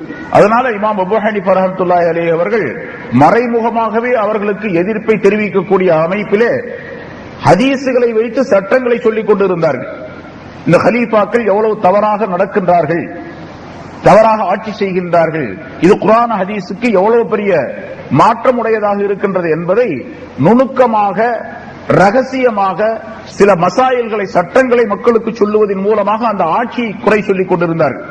இது அந்த கலீஃபாக்களுக்கு ரொம்ப நாளைக்கு பின்னால்தான் தெரிய வந்தது. இந்த மாதிரி அபூ ஹனீஃபா அவர்கள் நம்முடைய ஆட்சியை எதிர்க்கின்றார், நாம் செய்யக்கூடிய இந்த சட்டத்தை அவர் மறுக்கின்றார், நாம் இருக்கக்கூடிய இந்த நிலையை அவர் மறுக்கின்றார் என்பதாக அவர்களுக்கு தெரிந்து பின்னால் அவர்களுக்கு பல தொந்தரவுகளை கொடுத்தார்கள். அதற்கு பின்னதாக, அது பின்னால் உள்ள சட்டம். இமாம் அபூ ஹனீஃபா ரஹ்மத்துல்லாஹி அலைஹி அவர்கள் ஒரு ஹதீஸை ஆய்வு செய்கின்ற நேரத்தில் அந்த ஹதீஸ் எந்த நேரத்திலே சொல்லப்பட்டது, ஏன்னா இமாம் அபூ ஹனீஃபா ரஹ்மத்துல்லாஹி அலைஹி அவர்களை பற்றி இப்ப இருக்கக்கூடிய சில மனிதர்கள், அதே போன்று இதற்கு முன்னதாக சில காலம் இந்த அஹ்ல ஹதீஸ் என்று சொல்லப்படக்கூடியவர்கள், ஹதீஸ் இமாம் அபூ ஹனீஃபா ரஹ்மத்துல்லாஹி அலைஹி அவர்களுக்கு ஹதீசுகள் தெரியாது, சில ஹதீசுகளைத்தான் அவர்கள் தெரிந்து வைத்திருந்தார்கள். அவர்கள் ஆரம்ப காலத்திலே இருந்த காரணத்தினால் ஆரம்பமாக ஹதீசுகள் எல்லாம் பரவலாக உலகம் முழுவதும் வந்து சேரவில்லை. அதனால் சில ஹதீசுகளை தெரிந்து வைத்துக் கொண்டு எந்த ஹதீஸை அவர் தெரிந்து வைத்திருந்தாரோ அதன்படித்தான் சட்டத்தை அமைத்திருக்கின்றார். ஆகவே அபூ ஹனீஃபா ரஹ்மத்துல்லாஹி அவருடைய சட்டங்கள் சரியில்லை என்று சொல்லக்கூடியவர்கள் நிறைய பேர் இருக்கிறாங்க. இப்ப சமீபமாக இந்த குழப்பவாதிகள் குழப்பங்கள் செய்து கொண்டிருக்கின்றார்களே, அவர்களும் தங்களுடைய புத்தகங்களில் நிறைய ஹனபி மதுஹபை பற்றி தாக்கி எழுதி இருக்கின்றார்கள். பலரும் பார்த்திருக்கலாம். அது காரணம் என்னன்னு கேட்டா, அந்த காலத்தில் உள்ளவர்கள் பலர் எழுதி வைத்திருக்கின்றார்கள். எப்படி அபூ ஹனீஃபாவுக்கு ஹதீசுகள் தெரியாது, அதனால அவர் சட்டங்கள் சொல்வது செல்லாது. அதற்கு பின்னால் இமாம் ஷாஃபி ரஹ்மத்துல்லாஹி அலைஹி அவர்களுக்கு, அதே போன்று மாலிக் ரஹ்மத்துல்லாஹி அலைஹி அவர்களுக்கு நிறைய ஹதீசுகள் கிடைத்தன. அவர்கள் ஹதீஸை ஆய்வு செய்து அவர்கள் தொகுத்த சட்டங்கள் இருக்கு, அதுதான் சரி, அபூ ஹனீஃபாவுடைய சட்டங்கள் சரியில்லை, ஹதீஸுக்கு மாத்தமானது என்பதாக. அதிலும் குறிப்பாக அபூ ஹனீஃபா ரஹ்மத்துல்லாஹி அலைஹி அவர்களுக்கு பின்னால ஒரு 70-80 வருஷம், 100 வருஷத்துக்கு முன்னதாகவே இப்னு அபீ ஷைபா என்பவர் ஒருவர் தோன்றினார். அவர் பெரும் ஹதீஸ் கலைஞராக இருந்தார், ஹதீஸ்ல பெரிய வல்லுநராக இருந்தார். அவர் ஹதீசுகளை ஆய்வு செய்து சொல்லக்கூடிய சட்டங்களை சொல்லக்கூடிய நேரத்தில் அபூ ஹனீஃபா ரஹ்மத்துல்லாஹி அலைஹி அவர்கள் சொல்லிய சட்டங்களுக்கு மாற்றமாக அவருக்கு தெரிந்தது. அவர் ஆய்வு செய்தபடிக்கு பார்க்கும் பொழுது அபூ ஹனீஃபா ரஹ்மத்துல்லாஹி அலைஹி அவர்கள் சொன்ன சட்டங்களுக்கு மாற்றமாக ஹதீசுகள் இருக்கின்றன, ஹதீஸுக்கு மாற்றமாக அபூ ஹனீஃபா சொல்லி இருக்கின்றார் என்பதாக அவர் நினைத்து அபூ ஹனீஃபா ரஹ்மத்துல்லாஹி அலைஹி அவர்கள் ஹதீஸுக்கு எதிராக, ஹதீஸுக்கு மாற்றமாக சட்டங்களை தொகுத்திருக்கின்றார் என்பதாக ஒரு கிதாபை எழுதிட்டார், பெரிய கிதாப். இப்னு அபி ஷைபா என்பதாகவே, முஸ்னத் இப்னு அபி ஷைபா என்பதாக இந்த கிதாபுக்கு பேர். அந்த கிதாபை பார்க்கக்கூடிய இந்த குழப்பவாதிகள் தான் அபூ ஹனீஃபா சட்டம் சரியில்லை அப்படின்னு சொல்றாங்க. அதுக்கு ஷரியத் பேர ஹையத்து ஷரியா என்ற இந்த அமைப்பின் மூலமாக கூட பதில் எழுதப்பட்டு இருக்கின்றது. அபூ ஹனீஃபா ரஹ்மத்துல்லாஹி அலைஹி அவருடைய ஆய்வுகள் என்ன, இப்னு அபி ஷைபாவுடைய அந்த கருத்துக்கள் என்ன, இப்னு அபி ஷைபா அபூ ஹனீஃபா ரஹ்மத்துல்லாஹி அலைஹி சொன்ன அந்த ஹதீஸ்களை எந்த முறையிலே, எந்த நோக்கத்திலே அவர் ஆய்வு செய்திருக்கின்றார், எங்கே அவர் தவறு செய்திருக்கின்றார் என்பது பற்றியுள்ள விளக்கங்கள் எல்லாம் சொல்லப்பட்டு இருக்கின்றது. தனி ஒரு புத்தகமே அதற்கு எழுதப்பட்டு இருக்கின்றது. அதுல பாத்தீங்கன்னா தெரியும், 40க்கு 40 என்பதாக அந்த பேர் கொடுக்கப்பட்டு ஒரு புத்தகம் எழுதப்பட்டது சமீப ஒரு 6 மாசத்துக்கு முன்னால. அது நிறைய விற்பனையாச்சு. அந்த புத்தகத்தில் அதை குறிப்பிட்டு இருக்கின்றோம். ஆக அபூ ஹனீஃபா ரஹ்மத்துல்லாஹி அலைஹி அவர்களுக்கு ஹதீசுகள் இல்லாமல் அவர்கள் சட்டங்களை தொகுக்கவில்லை. அவர்கள் அடிப்படையாக சில சட்டங்களை தொகுத்து வைத்திருந்தார்கள். ஒரு 83,000 சட்டங்கள், 83,000 மசாயில்களை தொகுத்து வைத்திருந்தார்கள். அதற்கு பூராத்துக்கு அடிப்படையாக ஹதீசுகளை வைத்துத்தான் தொகுத்தார்கள். ஹதீஸ் இல்லாமல் அவர்கள் தொகுக்கவே கிடையாது. ஹதீஸ் இல்லாமல் தொகுத்தால் சட்டங்களாக சொல்ல முடியாது மார்க்கத்தில். ஹதீசுகள் இல்லாமல், குர்ஆன் இல்லாமல் ஒருவர் தன்னுடைய விருப்பத்திற்கு ஒரு சட்டத்தை சொன்னால் அது சட்டமாக ஆக்கப்பட மாட்டார். அதனால இமாம் அபூ ஹனீஃபா ரஹ்மத்துல்லாஹி அலைஹி அவர்களுக்கு ஹதீசுகள் குறைவாக கிடைத்திருக்கலாம், பின்னால் வந்தவர்களுக்கு நிறைய ஹதீசுகள் கிடைத்திருக்கலாம், அது வேற விஷயம். சஹாபாக்களிலும் கூட உயர்வாக நாம் யாரை கருதுகின்றோம்? ஹஜ்ரத் அபூபக்கர் சித்திக் ரலியல்லாஹு தஆலா அன்ஹு அவர்கள் மிகுந்த உயர்ந்த சஹாபி என்பதாக சொல்லுகின்றோம். அபூ ஹுரைரா ரலியல்லாஹு தஆலா அன்ஹு அவர்கள் ஹிஜ்ரி 8வது வருஷம் தான் ஈமானை கொண்டாங்க. அவர் மூமின் ஆனதே கலிமா சொல்லி இஸ்லாத்துக்கு வந்து ஹிஜ்ரி 8வது ஆண்டு. ஆனா ஹதீஸ்ல எங்க பார்த்தாலும் நீங்க ஹஜ்ரத் அபூ ஹுரைரா ரலியல்லாஹு தஆலாவுடைய அறிவிப்பு தான் காணப்படும். 5000க்கு மேற்பட்ட ஹதீஸ்களை அவர்கள் அறிவித்திருக்கின்றார்கள். அபூ பக்கர் சித்திக் ரலியல்லாஹு தஆலா அன்ஹு அவர்கள் ரசூலுல்லாஹி ஸல்லல்லாஹு அலைஹி வஸல்லம் அவர்களுக்கு நபி பட்டம் வருவதற்கு முன்னதாகவே அவர்களுடைய தோழராக இருந்தார். மரணம் வரைக்கும் கூடவே இருந்தார். சித்திக் என்ற பட்டம் அவர்களுக்கு கொடுக்கப்பட்டது. ஆனா அவங்க சொன்ன ஹதீஸ் எத்தனை தெரியுமா? 17 ஹதீஸ் தான். அபூபக்கர் சித்திக் ரலியல்லாஹு தஆலா அன்ஹு சொன்ன ஹதீஸ் 17 ஹதீஸ் தான். ஏன்னா ஹதீஸிலே யாராவது தவறாக சொல்லிவிட்டால் அவர் தங்குமிடத்தை நரகமாக ஆக்கிக் கொள்ளட்டும் என்று ரசூலுல்லாஹி ஸல்லல்லாஹு அலைஹி வஸல்லம் எச்சரிக்கை செய்திருப்பதன் காரணமாக ஹதீஸ்களை சேர்த்து வைக்கல, சொல்றதுக்கு பயப்பட்டாங்க. எந்த ஹதீஸையும் அவர்கள் அறிவிக்கவே இல்லை. ஒரு 17 ஹதீஸ் அறிவிச்சாங்க. சில ஹதீஸுடைய தொகுப்புகளை எழுதி வைத்திருந்தார்கள். இந்த ஹதீஸில் தவறாக சொல்லிவிட்டால், யாராவது என்னை பற்றி ஒரு பொய்யான விஷயத்தை சொல்லிவிட்டால் அவர் தங்குமிடத்தை நரகமாக ஆக்கிக் கொள்ளட்டும் என்று ரசூலுல்லாஹி ஸல்லல்லாஹு அலைஹி வஸல்லம் சொன்னதின் காரணமாக அந்த சேர்த்து வைத்திருந்த அந்த முஸ்னத் இருக்கு பாருங்க, அவங்க எழுதி வைத்திருந்த அந்த ஹதீஸுடைய தொகுப்பு அதை நெருப்பில் இட்டு எரித்து விட்டார்கள் ஹஜ்ரத் இமாம் அபூபக்கர் சித்திக் ரலியல்லாஹு தஆலா அன்ஹு அவர்கள். அதே போல உமர் ரலியல்லாஹு தஆலா அன்ஹு அவர்கள் எவ்வளவு பெரிய சட்ட மேதை, எவ்வளவு பெரிய மேதையாக இருந்தார்கள், எவ்வளவு பெரிய நீதியாளராக இருந்தார்கள். அவங்க அறிவிச்ச ஹதீஸ் 40 தான். 40 ஹதீஸ் அறிவித்திருக்காரு. அதனால ஹதீஸ் குறைவாக அறிவிப்பதன் காரணமாக அவர் சொல்லக்கூடிய சட்டங்கள் எல்லாம் சரியில்லை என்பதாக சொல்ல முடியாது. இப்ப சட்ட மேதைகள் ஹஜ்ரத் உமர் ரலியல்லாஹு தஆலா அன்ஹு அவர்கள், அதே போன்று அபூபக்கர் சித்திக் ரலியல்லாஹு தஆலா அன்ஹு அவர்கள், ஹஜ்ரத் ஆயிஷா ரலியல்லாஹு தஆலா அன்ஹா அவர்கள், ஆயிஷா ரலியல்லாஹு தஆலா அன்ஹா அவர்கள் 2000 சொச்ச ஹதீஸ்களை அறிவித்திருக்கின்றார்கள். அபூ ஹுரைரா 5000க்கு மேற்பட்ட ஹதீஸை அறிவித்திருக்கிறார். எவ்வளவு நாள் ரசூலுல்லாஹோட இருந்தாங்க? அவங்க 2 வருஷம் சொச்சம் தான் இருந்தது. அபூபக்கர் எவ்வளவு நாள் இருந்தாங்க? சிறுபிள்ளையிலிருந்தே கூட்டாளி. நுபுவத் வந்த பின்னால தொடர்ந்து ரசூலுல்லாஹி ஸல்லல்லாஹு அலைஹி வஸல்லம் அவர்களோடு இருந்து கொண்டிருந்தார்கள்.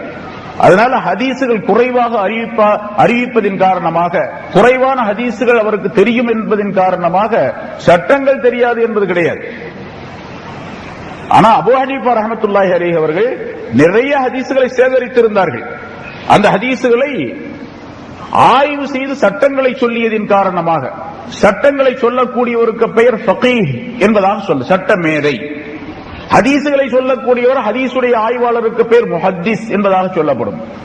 இமாம் அபூ ஹனீஃபா ரஹ்மத்துல்லாஹி அலைஹி அவருடைய பெயர் முஹத்திஸ் என்பதை விட ஃபகீஹ் என்ற பெயர் அதிகமாக அவருக்கு நிலைத்து விட்டது. அதனால சட்டமேதை அபூ ஹனீஃபா என்று நாம் சொல்லுகின்றோம். அறிவு களஞ்சியம் அபூ ஹனீஃபா என்பதாக அவரை பற்றி நாம் சொல்லுகின்றோம். ஏனென்று சொன்னால் அந்த காலத்தில் இருக்கக்கூடிய எல்லா பெரும் மனிதர்களும் ஒப்புக்கொண்ட ஒரு விஷயம், அந்த காலத்தில் இருக்கக்கூடிய மனிதர்கள் அனைவருடைய அறிவையும் ஒரு தட்டிலே, அபூ ஹனீஃபாவுடைய அறிவை இன்னொரு தட்டிலே வைத்தால் அபூ ஹனீஃபாவுடைய அறிவுதான் மிகைத்து நிற்கும் என்பதாக தீர்ப்பளிக்கப்பட்டு இருக்கின்றது. எல்லாரும் ஒப்புக்கொண்ட ஒரு விஷயம், ஒத்துக்கொண்ட ஒரு விஷயம். அதனால அபூ ஹனீஃபா ரஹ்மத்துல்லாஹி அலைஹி அவர்கள் ஹதீசுகளை வெறுமனே சொல்லவில்லை, ஆய்வு செய்து அதனை சொன்னார்கள். ஹதீசுகளுடைய மேலோட்டமான கருத்தை மட்டும் அவர்கள் விளங்கவில்லை, அதற்குள்ளே ஆழமாக இருக்கக்கூடிய உட்பகுதியை விளங்கி சட்டங்களை தொகுத்திருக்கின்றார்கள்.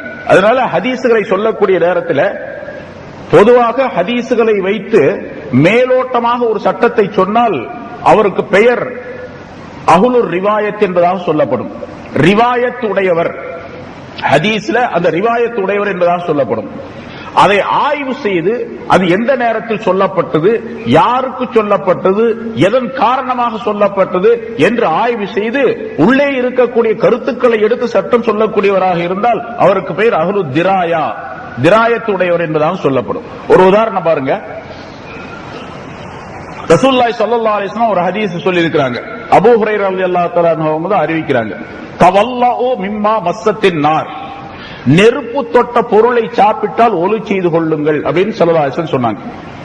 நெருப்பு தொட்ட பொருளை சாப்பிட்டால் ஒலு செய்து கொள்ளுங்கள், அதாவது நெருப்பினால் வேக வைக்கப்பட்ட பொருளை சாப்பிட்டால் ஒலு செய்து கொள்ளுங்கள் அப்படின்னு சொன்னாங்க. நெருப்பினால் வேக வைக்கப்பட்ட பொருள் சாப்பாடு, ரொட்டி, சால்னா, கறி எல்லாம் இருக்குது.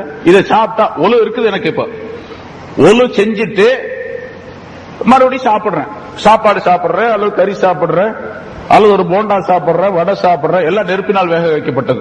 இதை சாப்பிட்ட உடனே ஒலு முறிஞ்சு போயிடும். வடை சாப்பிட்டா ஒலு முறிஞ்சு போயிடும் அப்படின்னு அர்த்தம் அதுக்கு. அப்ப நெருப்பு தொட்ட பொருளை சாப்பிட்டால் நீங்கள் ஒலு செய்து கொள்ளுங்கள். முதல்ல ஒலு இருந்தா ஒலு முறிஞ்சு போயிடும், திரும்ப ஒலு செய்து கொள்ளுங்கள் அப்படின்னு ரசூலுல்லாஹி ஸல்லல்லாஹு அலைஹி வஸல்லம் சொல்லி இருக்கிறாங்க. அபூ ஹுரைரா ரலியல்லாஹு தஆலா அவர்கள் இந்த ஹதீஸை அப்துல்லாஹ் இப்னு அப்பாஸ் ரலியல்லாஹு தஆலா அவர்களிடத்தில் சொன்னாங்க. இந்த மாதிரி ரசூலுல்லாஹ் சொல்லி இருக்கிறாங்க அப்படின்னு சொல்லிட்டு. இப்னு அப்பாஸ் ரலியல்லாஹு தஆலா, இது பின்னால ஸல்லல்லாஹு அலைஹி வஸல்லம் காலத்துக்கு பின்னால, இப்னு அப்பாஸ் ரலியல்லாஹு தஆலா அபூ ஹுரைரா இடத்தில் திருப்பி கேட்கறாங்க, அப்படின்னா சுடுதண்ணி குடிச்சா ஒலு முறிஞ்சு போயிடுமான்னு கேட்டாங்க. டீ குடிச்சா ஒலு முறிஞ்சு போயிடுமா, சுடுதண்ணி குடிச்சாமா? ஏன்னா சுடுதண்ணி நெருப்பினால் வேக வைக்கப்பட்டது தானே. சாப்பிட்டாங்க, மஸ்ஸத்தின் நார், நெருப்பு தொட்ட பொருள், அதை சாப்பிட்டா ஒலு செய்து கொள்ளுங்கள் அப்படின்னு இருக்குது. அப்ப சுடுதண்ணி குடிச்சாலும் ஒலு முறிஞ்சிருமா, ஒலு செய்யணுமா அப்படின்னு கேட்டாங்க. அபூ ஹுரைரா கோபம் வந்துருச்சு. நான் ரசூலுல்லாஹ் சொல்றேன், நீங்க என்ன எதிர்கேள்வி எல்லாம் கேட்டுக்கிட்டு இருக்கீங்க, மேல இருக்கிறது அப்படியே செய்ய வேண்டியதான், அவ்வளவுதான், அதுல போய் உள்ள போந்துகிட்டுலாம் இருக்கக்கூடாது அப்படின்னு சொல்லிட்டு போயிட்டாங்க. இது சட்டம் வேற, அதாவது ஆரம்ப காலத்தில் சொல்லப்பட்ட சட்டம், பிறகு அது சட்டம் மாற்றப்பட்டு விட்டது. ரசூலுல்லாஹி ஸல்லல்லாஹு அலைஹி வஸல்லம் அப்படி கிடையாது அப்படின்ட்டாங்க. திரும்ப சுடுதண்ணியோ அல்லது நெருப்பினால் வேக வைக்கப்பட்ட பொருளோ சாப்பிடுறதுனால ஒலு முறியாது அப்படின்னு பின்னால சொல்லிட்டாங்க. இப்ப அந்த இடத்துல பாருங்க, அபூ ஹுரைரா அஹ்லுர் ரிவாயத், அவர் ரிவாயத் செய்யறாரு, அவ்வளவுதான், அதை சொல்றாரு. இப்னு அப்பாஸ் அஹ்லு திராயத், ஆய்வாளர். அவர் கொஞ்சம் ஆய்வு செய்து பார்க்கிறார், என்ன இப்படி சொல்றாரு, அப்ப சுடுதண்ணி குடிச்சா அவ்வளவு முறிஞ்சு போயிடுமா அப்படின்னு ஒரு யோசனை வந்துச்சு அவருக்கு. கேட்டாரு, ஆனா அவருக்கு பதில் சொல்ல தெரியல. அதுல இப்ப அபூ ஹனீஃபா ரஹ்மத்துல்லாஹி நிலை என்ன என்று கேட்டா, இப்னு அப்பாஸ் எப்படி ஆய்வு செய்தார்களோ அதே போல. அதனால அபூ ஹனீஃபா ரஹ்மத்துல்லாஹி அலைஹி இப்பொழுது அஹ்லுர் ரிவாயத் உடையவராகவும் இருக்கின்றார், திராயத் உடையவராகவும் இருக்கின்றார். ஒரு ரிவாயத், ஒரு அறிவிப்பை எடுத்துக்கொண்டு, ஒரு ஹதீஸை எடுத்துக்கொண்டு அதிலே தன்னுடைய கருத்தை செலுத்தி, தன்னுடைய அறிவை செலுத்தி, அது எந்த நேரத்தில் சொல்லப்பட்டது, யாருக்கு சொல்லப்பட்டது, அதிலிருந்து உட்கருத்து என்ன, அதிலிருந்து என்ன சட்டங்கள் எடுக்கப்படும் அப்படின்னு சொல்லி ஆய்வு செய்து சட்டத்தை சொல்லி இருக்கிறாங்க. அதனாலதான் அபூ ஹனீஃபா ரஹ்மத்துல்லாஹி ஹதீஸ் சட்டங்கள் எல்லாம், ஹனபி மதுஹபுடைய சட்டங்கள் எல்லாம் பெரும்பாலும் பார்த்தா வெளிப்படையான ஹதீஸ்களுக்கு மாத்தமா தெரியும். வெளிப்படையான ஹதீஸ்களுக்கு பார்த்தா மாத்தமா தெரியும். ஆனா அதுக்கு உள்ளே பூந்து அவர்கள் சட்டங்களை தோண்டி எடுத்து சட்டங்களை சொல்லி வைத்திருக்கின்றார்கள். உதாரணமா பாருங்க, ஸல்லல்லாஹு அலைஹி வஸல்லம் அவர்கள் சொல்லுகின்றார்கள், லா ஸலாத்த இல்லா பி ஃபாத்திஹத்தில் கிதாப், சூரத்துல் ஃபாத்திஹா ஓதாம தொழுகையே கிடையாது அப்படின்னு ஸல்லல்லாஹு அலைஹி வஸல்லம் சொன்னாங்க. இமாம் ஷாஃபி ரஹ்மத்துல்லாஹி அந்த ஹதீஸை வெளிப்படையாக வச்சு எல்லா தொழுகைக்கும் சூரத்து ஃபாத்திஹா ஓதி ஆகணும் அப்படிங்கிறது அந்த ஹதீஸுடைய கருத்து. ஃபர்லா இருந்தாலும் சரி, சுன்னத்தா இருந்தாலும் சரி, நஃபிலா இருந்தாலும் சரி, எந்த தொழுகைக்கும் சூரத்துல் ஃபாத்திஹா, அது ஜனாசா தொழுகையா இருந்தாலும் சரி சூரத்துல் ஃபாத்திஹா ஓதணும். ஜனாசா தொழுகையில முதல் தக்பீர் அல்லாஹ் அக்பர் கட்டின உடனே சூரத்துல் ஃபாத்திஹா ஓதணும் ஷாஃபி மذஹப்ல. ஹனவி மذஹப்ல அது ஓத வேண்டியதில்லை, சனா ஓதணும். தொழுகைக்கு எப்படி சுப்ஹானக அல்லாஹும்ம வ பிஹம்திக என்று ஓதுகிறோமோ அதே மாதிரி ஓதணும். சரி, இப்ப அந்த லா ஸலாத்த இல்லா பி ஃபாத்திஹல் கிதாப் என்ற அந்த வெளிப்படையான அந்த அர்த்தத்தை மட்டும் வைத்து இமாம் ஷாஃபி ரஹ்மத்துல்லாஹி பொதுவா எல்லா தொழுகைகளுக்கும் சூரத்துல் ஃபாத்திஹா ஓதணும் அப்படின்னு சொல்றாங்க. இங்க அபூ ஹனீஃபா ரஹ்மத்துல்லாஹி ஆய்வு செய்கின்றார்கள். குர்ஆனை பார்த்தாங்க. குர்ஆனை பார்த்தா அல்லாஹ் சொல்றான், ஃபக்ரவு மா தயஸ்ஸர மினல் குர்ஆன். குர்ஆன்ல தொழுகைக்கு நிக்கும் போது நீங்க குர்ஆன்ல இருந்து எது உங்களுக்கு சாத்தியப்படுமோ முடியுமோ அதை ஓதுங்கன்னு சொல்றான் அல்லாஹ் தஆலா. அதனால எது வேணாலும் ஓதலாம், சூரத்துல் ஃபாத்திஹா தான் ஓதணும்னு இல்ல. ரசூலுல்லாஹி ஸல்லல்லாஹு அலைஹி வஸல்லம் அவர்கள் சொல்லி இருப்பது மற்ற நஃபில் இதனால தொழுகைகளுக்கு ஃபர்லான தொழுகையா இருந்தால் இமாம் முன்னால நிற்கக்கூடிய நேரத்தில் இமாம் ஓதுகின்றார் என்ற காரணத்தினால் மற்றவர்கள் கேட்டுக்கொண்டிருக்க வேண்டும் என்பதுதான் குர்ஆனுடைய சட்டம். இதா குரியல் குர்ஆன் ஃபஸ்தமியூ லஹு என்று அல்லாஹ் சொல்லுகின்றான். குர்ஆன் ஓதப்பட்டால் காது தாழ்த்தி கேளுங்கள் என்று அல்லாஹ் தஆலா சொல்லுகின்றான். அப்ப ரசூலுல்லாஹி ஸல்லல்லாஹு அலைஹி வஸல்லம் ஃபாத்திஹா ஓத சூரத்துல் ஃபாத்திஹா ஓதாம தொழுகை கிடையாது அப்படின்னு சொன்னா, அப்ப இந்த ரெண்டு ஆயத்தையும் அந்த ஹதீஸையும் வைத்து ஆய்வு செய்த நேரத்தில் இமாம் அபூ ஹனீஃபா ரஹ்மத்துல்லாஹி சொல்லுகின்றார்கள், சாதாரண சுன்னத் நஃபில் தனியாக தொழக்கூடிய நேரத்தில் சூரத்துல் ஃபாத்திஹா எல்லா ரக்காயத்திலும் ஓத வேண்டும். இமாமுடன் சேர்ந்து ஓதும் பொழுது அவர் ஓதுவதை கேட்டுக்கொண்டிருக்க வேண்டும். இமாம் எவ்வளவு சாத்தியம் சூரத்துல் ஃபாத்திஹா ஓதாமல் தொழுகை கிடையாது என்று சொன்ன காரணத்தால் சூரத்துல் ஃபாத்திஹாவை கட்டாயம் ஓத வேண்டும். இமாம் ஆயிருந்தா இமாம் ஓதணும், தனியா ஓதணும், தனியா தொழுதா தனியார் ஓதணும், அவ்வளவுதான். ஓதுறது கட்டாயம். ஆனா பின்னால் நிற்கக்கூடிய முக்குத்ததிகள் தொழக்கூடியவர்கள் கேட்டுக்கொண்டிருக்க வேண்டும் என்று அவர்கள் ஓதக்கூடாது அப்படிங்கறத ஆய்வு செய்தார். இந்த சட்டத்தை வெளியே சொன்ன உடனே, ஏன்னா அது வரைக்கும் எல்லாரும் சூரத்துல் ஃபாத்திஹா ஓதிட்டு இருந்தாங்க. இமாம் அபூ ஹனீஃபா ரஹ்மத்துல்லாஹி இந்த சட்டத்தை வெளியே சொல்லக்கூடிய நேரத்தில் அது வரைக்கும் சூரத்துல் ஃபாத்திஹா ஓதித்தான் தொழுதுகிட்டு இருந்தாங்க. இதை சொன்ன உடனே பெரிய எதிர்ப்பு வந்துச்சு, பெரிய எதிர்ப்பு ஏற்பட்டுச்சு. என்ன இப்படி இவர் தன்னுடைய அறிவை பயன்படுத்தி ஹதீஸ்களுக்கு மாத்தமா கருத்துக்களை சொல்றார் அப்படின்னு சொல்லிட்டு ஒரு பெரிய ஜமாஅத்தே வந்துச்சு இமாம் அபூ ஹனீஃபா ரஹ்மத்துல்லாஹி வீட்டுக்கு. பெரிய கூட்டம் வந்துச்சு. வந்து ஒரே சத்தம் வீட்டு முன்னால. என்னன்னு வந்து பார்த்தா, என்ன நீங்க புதுசா ஒரு சட்டத்தை சொல்லிட்டீங்க, சூரத்துல் ஃபாத்திஹா ஓத வேண்டியது இல்லைன்னு சொன்னீங்க, ஜமாத் நடக்கும் போது இமாம் ஓதனா போதுன்னு சொல்றீங்களே, அதுக்கு என்ன ஆதாரம் அப்படி இப்படின்னு சொல்லிட்டு ஆளுக்கு ஒரு மூலையில சத்தம் போடுறாங்க.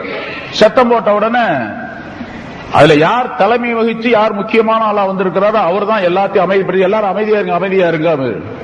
இமாம் அபூ ஹனீஃபா ரஹ்மத்துல்லாஹி அலைஹி நிக்கிறாங்க. வந்தாங்க, வெளியே வந்தாங்க. வந்த உடனே என்ன விஷயம் கேட்டாங்க. இந்த மாதிரி கேட்கறது ஆளுக்கால் சத்தம் போட்டுக்கிட்டு இருக்கிறாங்க. சரி, நீங்க ஆளுக்கால் சத்தம் போட்டா எனக்கு ஒண்ணும் விளங்க மாட்டேங்குது, யாராவது ஒருத்தர் சொல்லுங்க, அதுக்கு பின்னால் நான் பதில் சொல்றேன் அப்படின்னு. அப்புறம் எல்லாரும் அமைதியானாங்க. அந்த வந்திருந்த கூட்டத்திலே யார் தலைவராக ஏற்படுத்தப்பட்டிருந்தாரோ அவர் சொன்னார், எல்லாரும் அமைதியா இருங்கப்பா, சத்தம் போடாதீங்க, இமாம் அவங்க பதில் சொல்ல போறாங்க, எல்லாரும் அமைதியா இருங்க அப்படின்னு. எல்லாரும் அமைதியா இருந்தாங்க. அபூ ஹனீஃபா ரஹ்மத்துல்லாஹி பேசாம நின்றாங்க, ஒண்ணுமே பதில் சொல்லல. இமாம் பதில் சொல்ல போறான்னு சொன்னா எல்லாரும் பார்த்துக்கிட்டே நிக்கிறாங்க, ஒண்ணுமே பதில் சொல்ல, பேசாம நிக்கிறாங்க எல்லாரும்.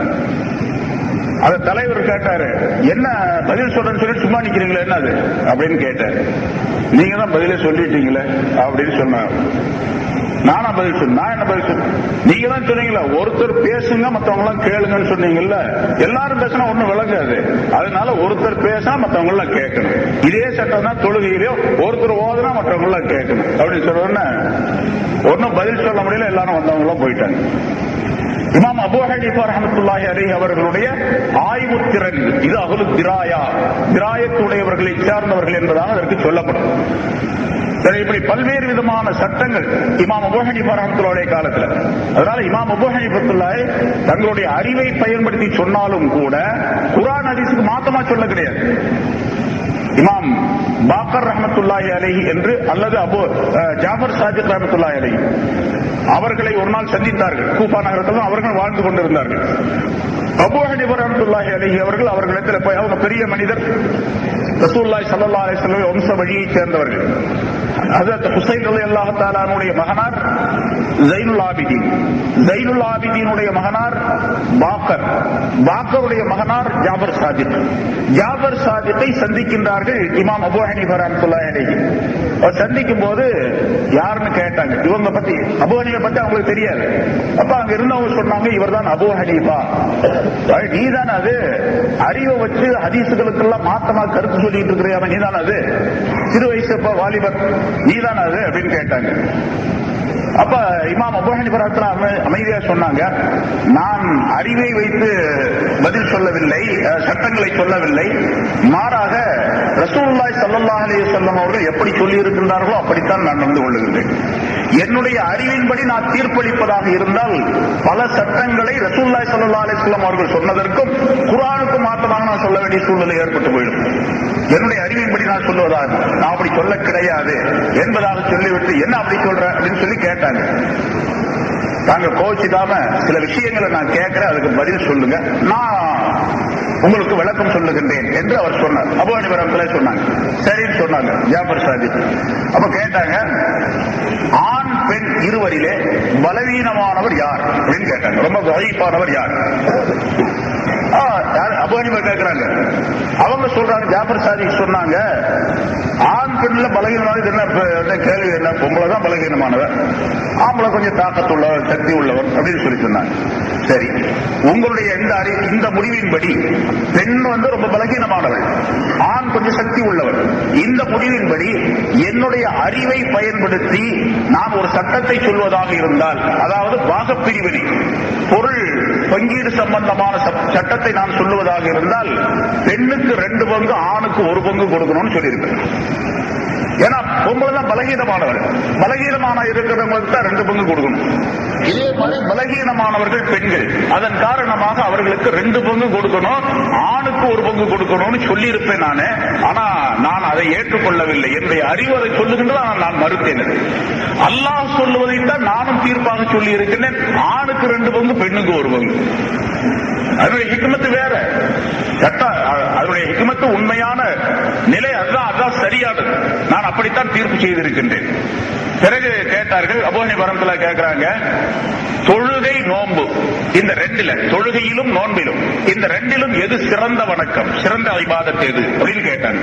ஜாபர் சாதிக் சொன்னாங்க, தொழுகைதான், தொழுகைதான் உயர்ந்த வணக்கம் இருக்கிறதுலே, தொழுகைதான் சிறந்தது அப்படின்னு சொல்லி சொன்னாங்க. அப்படி தொழுகைதான் சிறந்தது அப்படின்னு சொல்லி நீங்க சொல்றபடி இருந்தால், நான்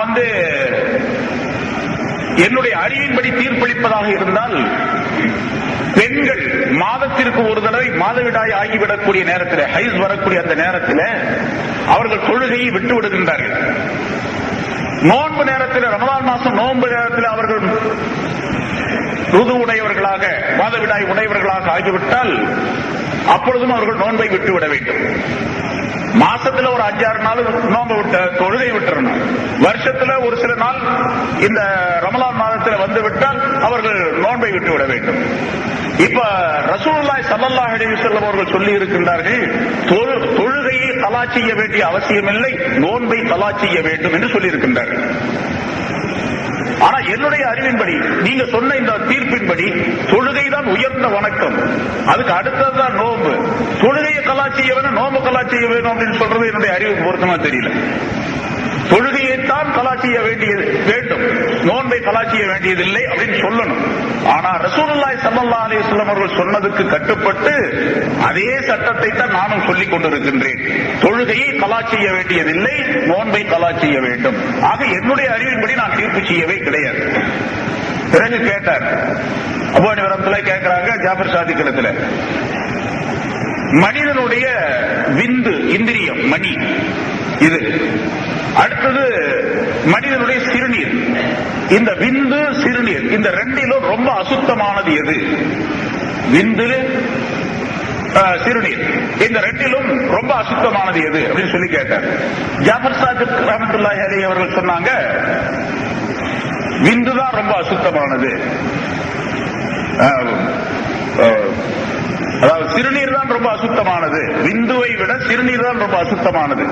ஏன்னா விந்தில் இருக்கக்கூடிய அந்த கிருமிகளை விட சிறுநீரில் ரொம்ப பாதிப்புள்ள நோய் தரக்கூடிய கிருமிகள் நிறைய இருக்கின்றன. அதனால சிறுநீர் தான் அசுத்தமானது அப்படின்னு சொல்லி சொன்னாங்க. இப்ப என்னுடைய அறிவின்படி, நீங்க சொன்ன தீர்ப்பின்படி என்னுடைய அறிவை வைத்து நான் தீர்ப்பு சொல்வதாக இருந்தால், ஒவ்வொரு மனிதனும் அவர் சிறுநீர் கழிக்கும் போதெல்லாம் குளிக்கணும்னு சட்டம் சொல்லியிருப்பார். அவன் உசுல் எப்ப செய்யணும்? சிறுநீர் கழிக்கும் போதெல்லாம் குளிக்கணும் அப்படின்னு சொல்லியிருப்பேன். ஆனா அப்படி சட்டம் சொல்ல. ஏன்னா ரசூலுல்லாஹி ஸல்லல்லாஹு அலைஹி வஸல்லம் அவர்கள் சிறுநீர் கழித்தால் ஒழு முறிந்து விடும் அப்படின்னு தான் சொல்லியிருக்காங்க, தவிர குளிக்கணும் கடமையாகும்னு சொல்லல. விந்து வெளிவந்தால் அது எந்த முறையிலோ வெளிவந்தால் குளிப்பு கடமையாகிவிடும். அவர் ஜனாபத்துடையவராக குளிப்பு கடமையாகும். ரசூலுல்லாஹி ஸல்லல்லாஹு அலைஹி வஸல்லம் எந்த சட்டத்தை சொன்னார்களோ அந்த சட்டத்தை நான் சொல்லிடுறேன் என்று சொன்ன உடனே அல்லாஹ் தஆலா உனக்கு பரக்கத்து செய்வானாக உன்னுடைய அறிவிலே என்பதாக சொல்லி அபூ ஜாஃபர் சாதிக் ரஹ்மத்துல்லாஹி அலைஹி அவர்கள் வாழ்த்து கூறி அனுப்பினார்கள் என்பதாக சொல்லப்பட்டு இருக்கின்றது. இப்படி ஏராளமான விஷயங்கள் பல மனிதர்களிடத்திலே, பல ஞானவான்களிடத்திலே தர்க்கம் செய்த நேரத்தில் எல்லாம் இமாம் அபூ ஹனீஃபா ரஹ்மத்துல்லாஹி அலைஹி அவர்கள் வெற்றி பெற்று இருக்கின்றார்கள். தங்களுடைய நான் அறிவை பயன்படுத்தவில்லை, என்னுடைய அறிவை பயன்படுத்தவில்லை, மாறாக ரசூல் ஸல்லல்லாஹு அலைஹி வஸல்லம் அல்லாஹ்வும் ரசூலும் எதை சொன்னார்களோ அந்த படிக்குத்தான் நான் தீர்ப்பு செய்கின்றேன் என்பதாக சொல்லி தங்களுடைய சட்டத்தை நிலைப்படுத்தி இருக்கின்றார்கள். அதனாலதான் அபூ ஹனீஃபா ரஹ்மத்துல்லாஹி அலைஹி அவர்கள் மேய்ப்பதற்கு ஆளே கிடையாது. அந்த காலத்தில் பல ஆயிரக்கணக்கான மனிதர்கள் வந்தார்கள், பல ஆயிரக்கணக்கான மேதைகள் தோன்றினார்கள். ஆனா அபூ ஹனீஃபா ரஹ்மத்துல்லாஹி அவருடைய அறிவை மேய்ப்பதற்காக இன்னைக்கு வரைக்கும் சரி, இன்னைக்கு வரைக்கும் அபூ ஹனீஃபா 4 இமாம்கள், அதில் குறிப்பாக அபூ ஹனீஃபா ரஹ்மத்துல்லாஹி அறிவு இருக்கின்றது. அது மிக தீட்சணியமானது, மிக அற்புதமானது என்பதாக வரலாற்று ஆசிரியர்கள் ஒத்துக்கொள்ளுகின்றார்கள். அவர்களை போன்ற ஒரு அறிவாளி கிடையாது. அந்த காலத்தில் இருந்த அப்பாசியா ஹலீஃபாக்கள் ரோமில் இருந்து கல்பு என்று சொல்லக்கூடிய அந்த நாட்டை ஆளக்கூடிய ஒரு மனிதன், ரோமாபுரியை ஆண்டு கொண்டிருந்த ஒரு மனிதன், ஒரு அரசன். இந்த முஸ்லிம்களை எப்படியாவது தோல்வியுறச் செய்ய வேண்டும், முஸ்லிம்களை நமக்கு கப்பம் கட்டக்கூடியவர்களாக, வரி செலுத்தக்கூடியவர்களாக ஆக்க வேண்டும் என்பதற்காக வேண்டி ஒரு பெரிய அறிவாளியை தேர்ந்தெடுத்து, அந்த மனிதர் ஒரு குழுவை தேர்ந்தெடுத்து அந்த குழுவுக்கு ஒரு அறிவாளியை தலைவராக நியமனம் செய்து நிறைய வெகுமதி பொருள்களை எல்லாம் ஏராளமாக கொடுத்து அனுப்பி அந்த நாட்டுக்கு பகதாதுக்கு அனுப்பினான். பகதாதுக்கு அனுப்பி கூபா நகரத்தை தலைநகரமாக இருந்தது. கூபாவுக்கு வந்த அந்த குழு வந்தது. வந்து அந்த ஹலீஃபாவிடத்தில் சொன்னாங்க, இந்த மாதிரி நாங்க 3 கேள்வி கேட்கிறோம், அந்த 3 கேள்விக்கு பதில் சொல்லிட்டீங்க, உங்க நாட்டில் இருக்கக்கூடிய அறிஞர்கள் யாராவது பதில் சொல்லிவிட்டால் இந்த சன்மான பொருள்களை எல்லாம் எங்க அரசர் உங்களுக்கு கொடுத்துட்டு வர சொன்னார். நீங்க அந்த 3 கேள்விக்கு பதில் சொல்லல, எங்களுடைய நாட்டுக்கு நீங்க கப்பம் கட்டி ஆகணும், ஜிஸ்யா வரி கொடுத்தாகணும், இல்லாவிட்டா நாங்க ஒத்துக்கொள்ள மாட்டோம் என்பதாக சொல்லி ஒரு பிரகடனப்படுத்தினார். அந்த கலீஃபா வேற வழி இல்லாம ஒத்துக்கிட்டார். சரி, அங்க இருக்கக்கூடிய அறிஞர்களை எல்லாம் கூப்பிட்டு அவங்க 3 கேள்வி என்ன அப்படின்னு கேட்க சொன்னார். ஒரு பெரிய கூட்டம் கூட்டப்பட்டது, பெரும் கூட்டம் கூட்டிடுச்சு. ஏன்னா வெளிநாட்டில இருந்து, ரோமாபுரியில இருந்து ஆள் வந்திருக்கிறான், போட்டி நடக்க போகுது. 3 கேள்வி கேட்கிறான், 3 கேள்விதான். அந்த கேட்டு பதில் சொல்லலன்னு சொன்னா இந்த நாடு அந்த நாட்டுக்கு அடிமையாக போயிடணும், இப்படி எல்லாம் ஒரு சூழ்நிலை இருக்கு அப்படின்னு சொல்லி ஒரு பெரிய கூட்டம். இமாம் அபூ ஹனீஃபா ரஹ்மத்துல்லாஹி அலைஹி அவர்கள் சிறுவராக பொழுது இருந்தார்கள், ஒரு 7-8 வயசு அல்லது 10 வயசு இருக்கும் என்பதாக சொல்லப்பட்டிருக்கிறது. தங்களுடைய தந்தையை அழைத்து கூட தந்தையோட போயிருக்கிறாங்க, சாபித்தோட போயிருக்கிறாங்க. அந்த கூட்டத்தில் போய் இவங்க நிக்கிறாங்க, மற்ற அறிஞர்கள் எல்லாம் உட்கார்ந்து இருக்கிறாங்க. சரி, அந்த வந்த அந்த மனிதர்கள், அந்த தலைவராக இருக்கக்கூடிய ஒரு பெரிய அறிஞன் ஒரு மேடை போட்டு, அந்த மேடையில் அவனுக்கு ஒரு சிம்மாசனம், ஒரு பெரிய சேர் ஒண்ணு போட்டு, அழகான சேரு, அதுல உட்கார்ந்து கேள்வி கேட்கறதுக்காக ரெடியா இருக்கு. கேள்வி கேட்கலாமா? 3 கேள்வி கேட்டான். கேட்ட உடனே யாருக்குமே பதில் சொல்ல தெரியல. இமாம் அபூ ஹனீஃபா ரஹ்மத்துல்லாஹி சிறுவராக இருந்தவர் தன்னுடைய தந்தையை பார்த்து சொல்றாரு, பாவா நான் உள்ள போய் சொல்லட்டுமா? சும்மா இரு அப்படின்னாங்க. நீ போய் சொல்றியா? சின்ன பிள்ளை, நீ சும்மா இரு அப்படின்னு. இல்ல பாவா, எனக்கு தெரியும், நான் போயிட சொல்றேன். மகனை பற்றி தந்தைக்கு தெரியும், சரி போ அப்படின்னு சொல்லி அனுமதி கொடுத்துட்டாங்க. உள்ள நுழைஞ்ச உள்ள போனார். அங்க போன உடனே நீ கேட்கக்கூடிய கேள்வி 3க்கு நான் பதில் சொல்றேன் அப்படின்னு சொல்லி சொன்னாங்க. ஆச்சரியம், எல்லாத்துக்குமே ஆச்சரியமா இருந்துச்சு. சின்ன பையன் போய் முன்னால் நின்றுகிட்டு நான் கேள்விக்கு பதில் சொல்றேன் அப்படின்னு சொன்னான். எல்லாரும் ஒருத்தரும் பதில் சொல்ல முடியல, நினைச்சுக்கிட்டு இருக்கிறாங்க. நான் சொல்றேன் அப்படின்னு சொல்லி சொன்ன உடனே சரி நீ சொல்லு பார்க்கலாம் அப்படின்னு சொல்லு. கேள்வி நீங்க கேட்கறீங்களா? நான் அதாவது கேள்வி கேட்கறவங்க நீங்க, பதில் சொல்றது நானா நீங்களா அப்படின்னு சொல்லு. நீ தான் பதில் சொல்லணும். பதில் சொல்றது தான் நான் வந்திருக்கிறேன். அங்க போய் எப்படி கேட்கறாங்க? பதில் சொல்றது நானா நீங்களா அப்படின்னு சொல்லு. கேள்வி கேட்கிறவரு ஒருத்தர், பதில் சொல்றவர் தான் சிறந்தவர். இப்ப நீங்க எல்லாம் கேள்வி கேட்கறீங்க, நான் பதில் சொல்றேன் அப்படின்னு சொன்னா பதில் சொல்றவருக்கு ஒரு தனி மரியாதை உண்டு. இப்ப நான் நீங்க கேட்கக்கூடிய கேள்விக்கு நான் பதில் சொல்ல போறேன். நான் பதில் சொல்லுவதாக இருந்தால் நீ உட்கார்ந்து இருக்கிற இடத்துல நான் உட்கார்ந்து இருக்கணும், நான் நிக்கிற இடத்துல நீங்க கீழே இறங்கி நிக்கணும். என்ன சொல்றீங்க அப்படின்னு சொல்லி கேட்டார். சரி, பதில் சொல்றதா இருந்தா நான் தாராளமா வருவேன். அவர் இறங்கிட்டாரு, இவர் போய் உட்கார்ந்துட்டாரு, சிம்மாசனத்துல உட்கார்ந்தாச்சு. உட்கார்ந்த உடனே அந்த ஆள் கேட்டார் முதல் கேள்வி,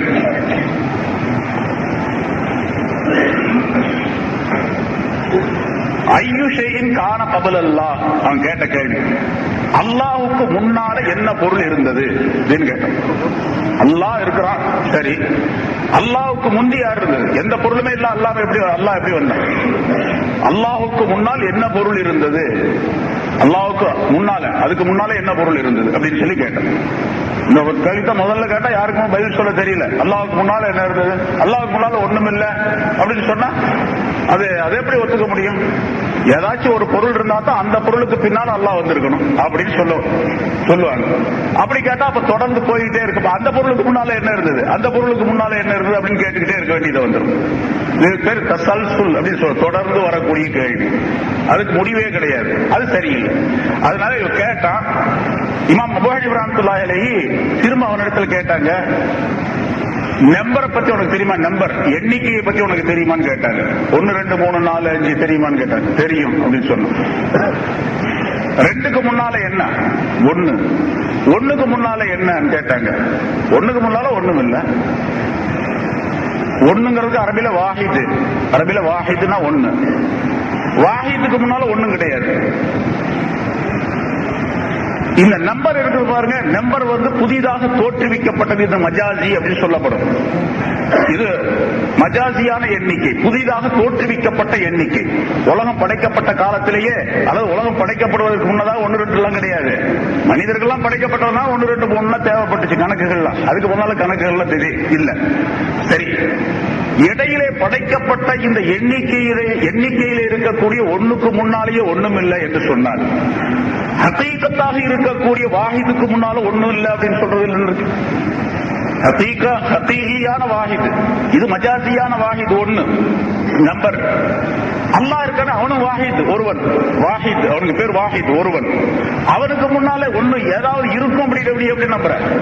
அதுக்கு முன்னாலே இந்த 1க்கு முன்னால ஒண்ணும் இல்லை என்று நீ நம்பும் பொழுது, சொல்லும் பொழுது, அதே போல வாஹிதுக்கு, வாஹிதான அல்லாஹ்வுக்கு முன்னால எதுவும் கிடையாது அப்படின்னு சொன்ன உடனே சரி 2வது கேள்வி அப்படின்னு சொன்னான். 2வது கேள்வி கேட்கிறேன். சரி, அந்த கேள்வி ஓகே, சரியா போச்சு. 2வது கேள்வி, அல்லாஹ் தஆலா ஒளி நூறானியத்துடையவன், அவன் நூர். அல்லாஹ் தஆலா எந்த பக்கம் பார்த்து கொண்டிருக்கின்றான்? அவன் கேட்ட கேள்வி கேட்டா, அல்லாஹ் தஆலா எந்த பக்கம் பார்த்து கொண்டிருக்கின்றான்? ஃபீ ஐயி ஜஹத்தின் வஜ்ஹுல்லாஹ், அல்லாஹ்வுடைய முகம் எந்த பக்கம் திரும்பி இருக்கின்றது அப்படின்னு கேட்டான். அல்லாஹ்வுடைய முகம் எந்த பக்கம் திரும்பி இருக்கின்றது?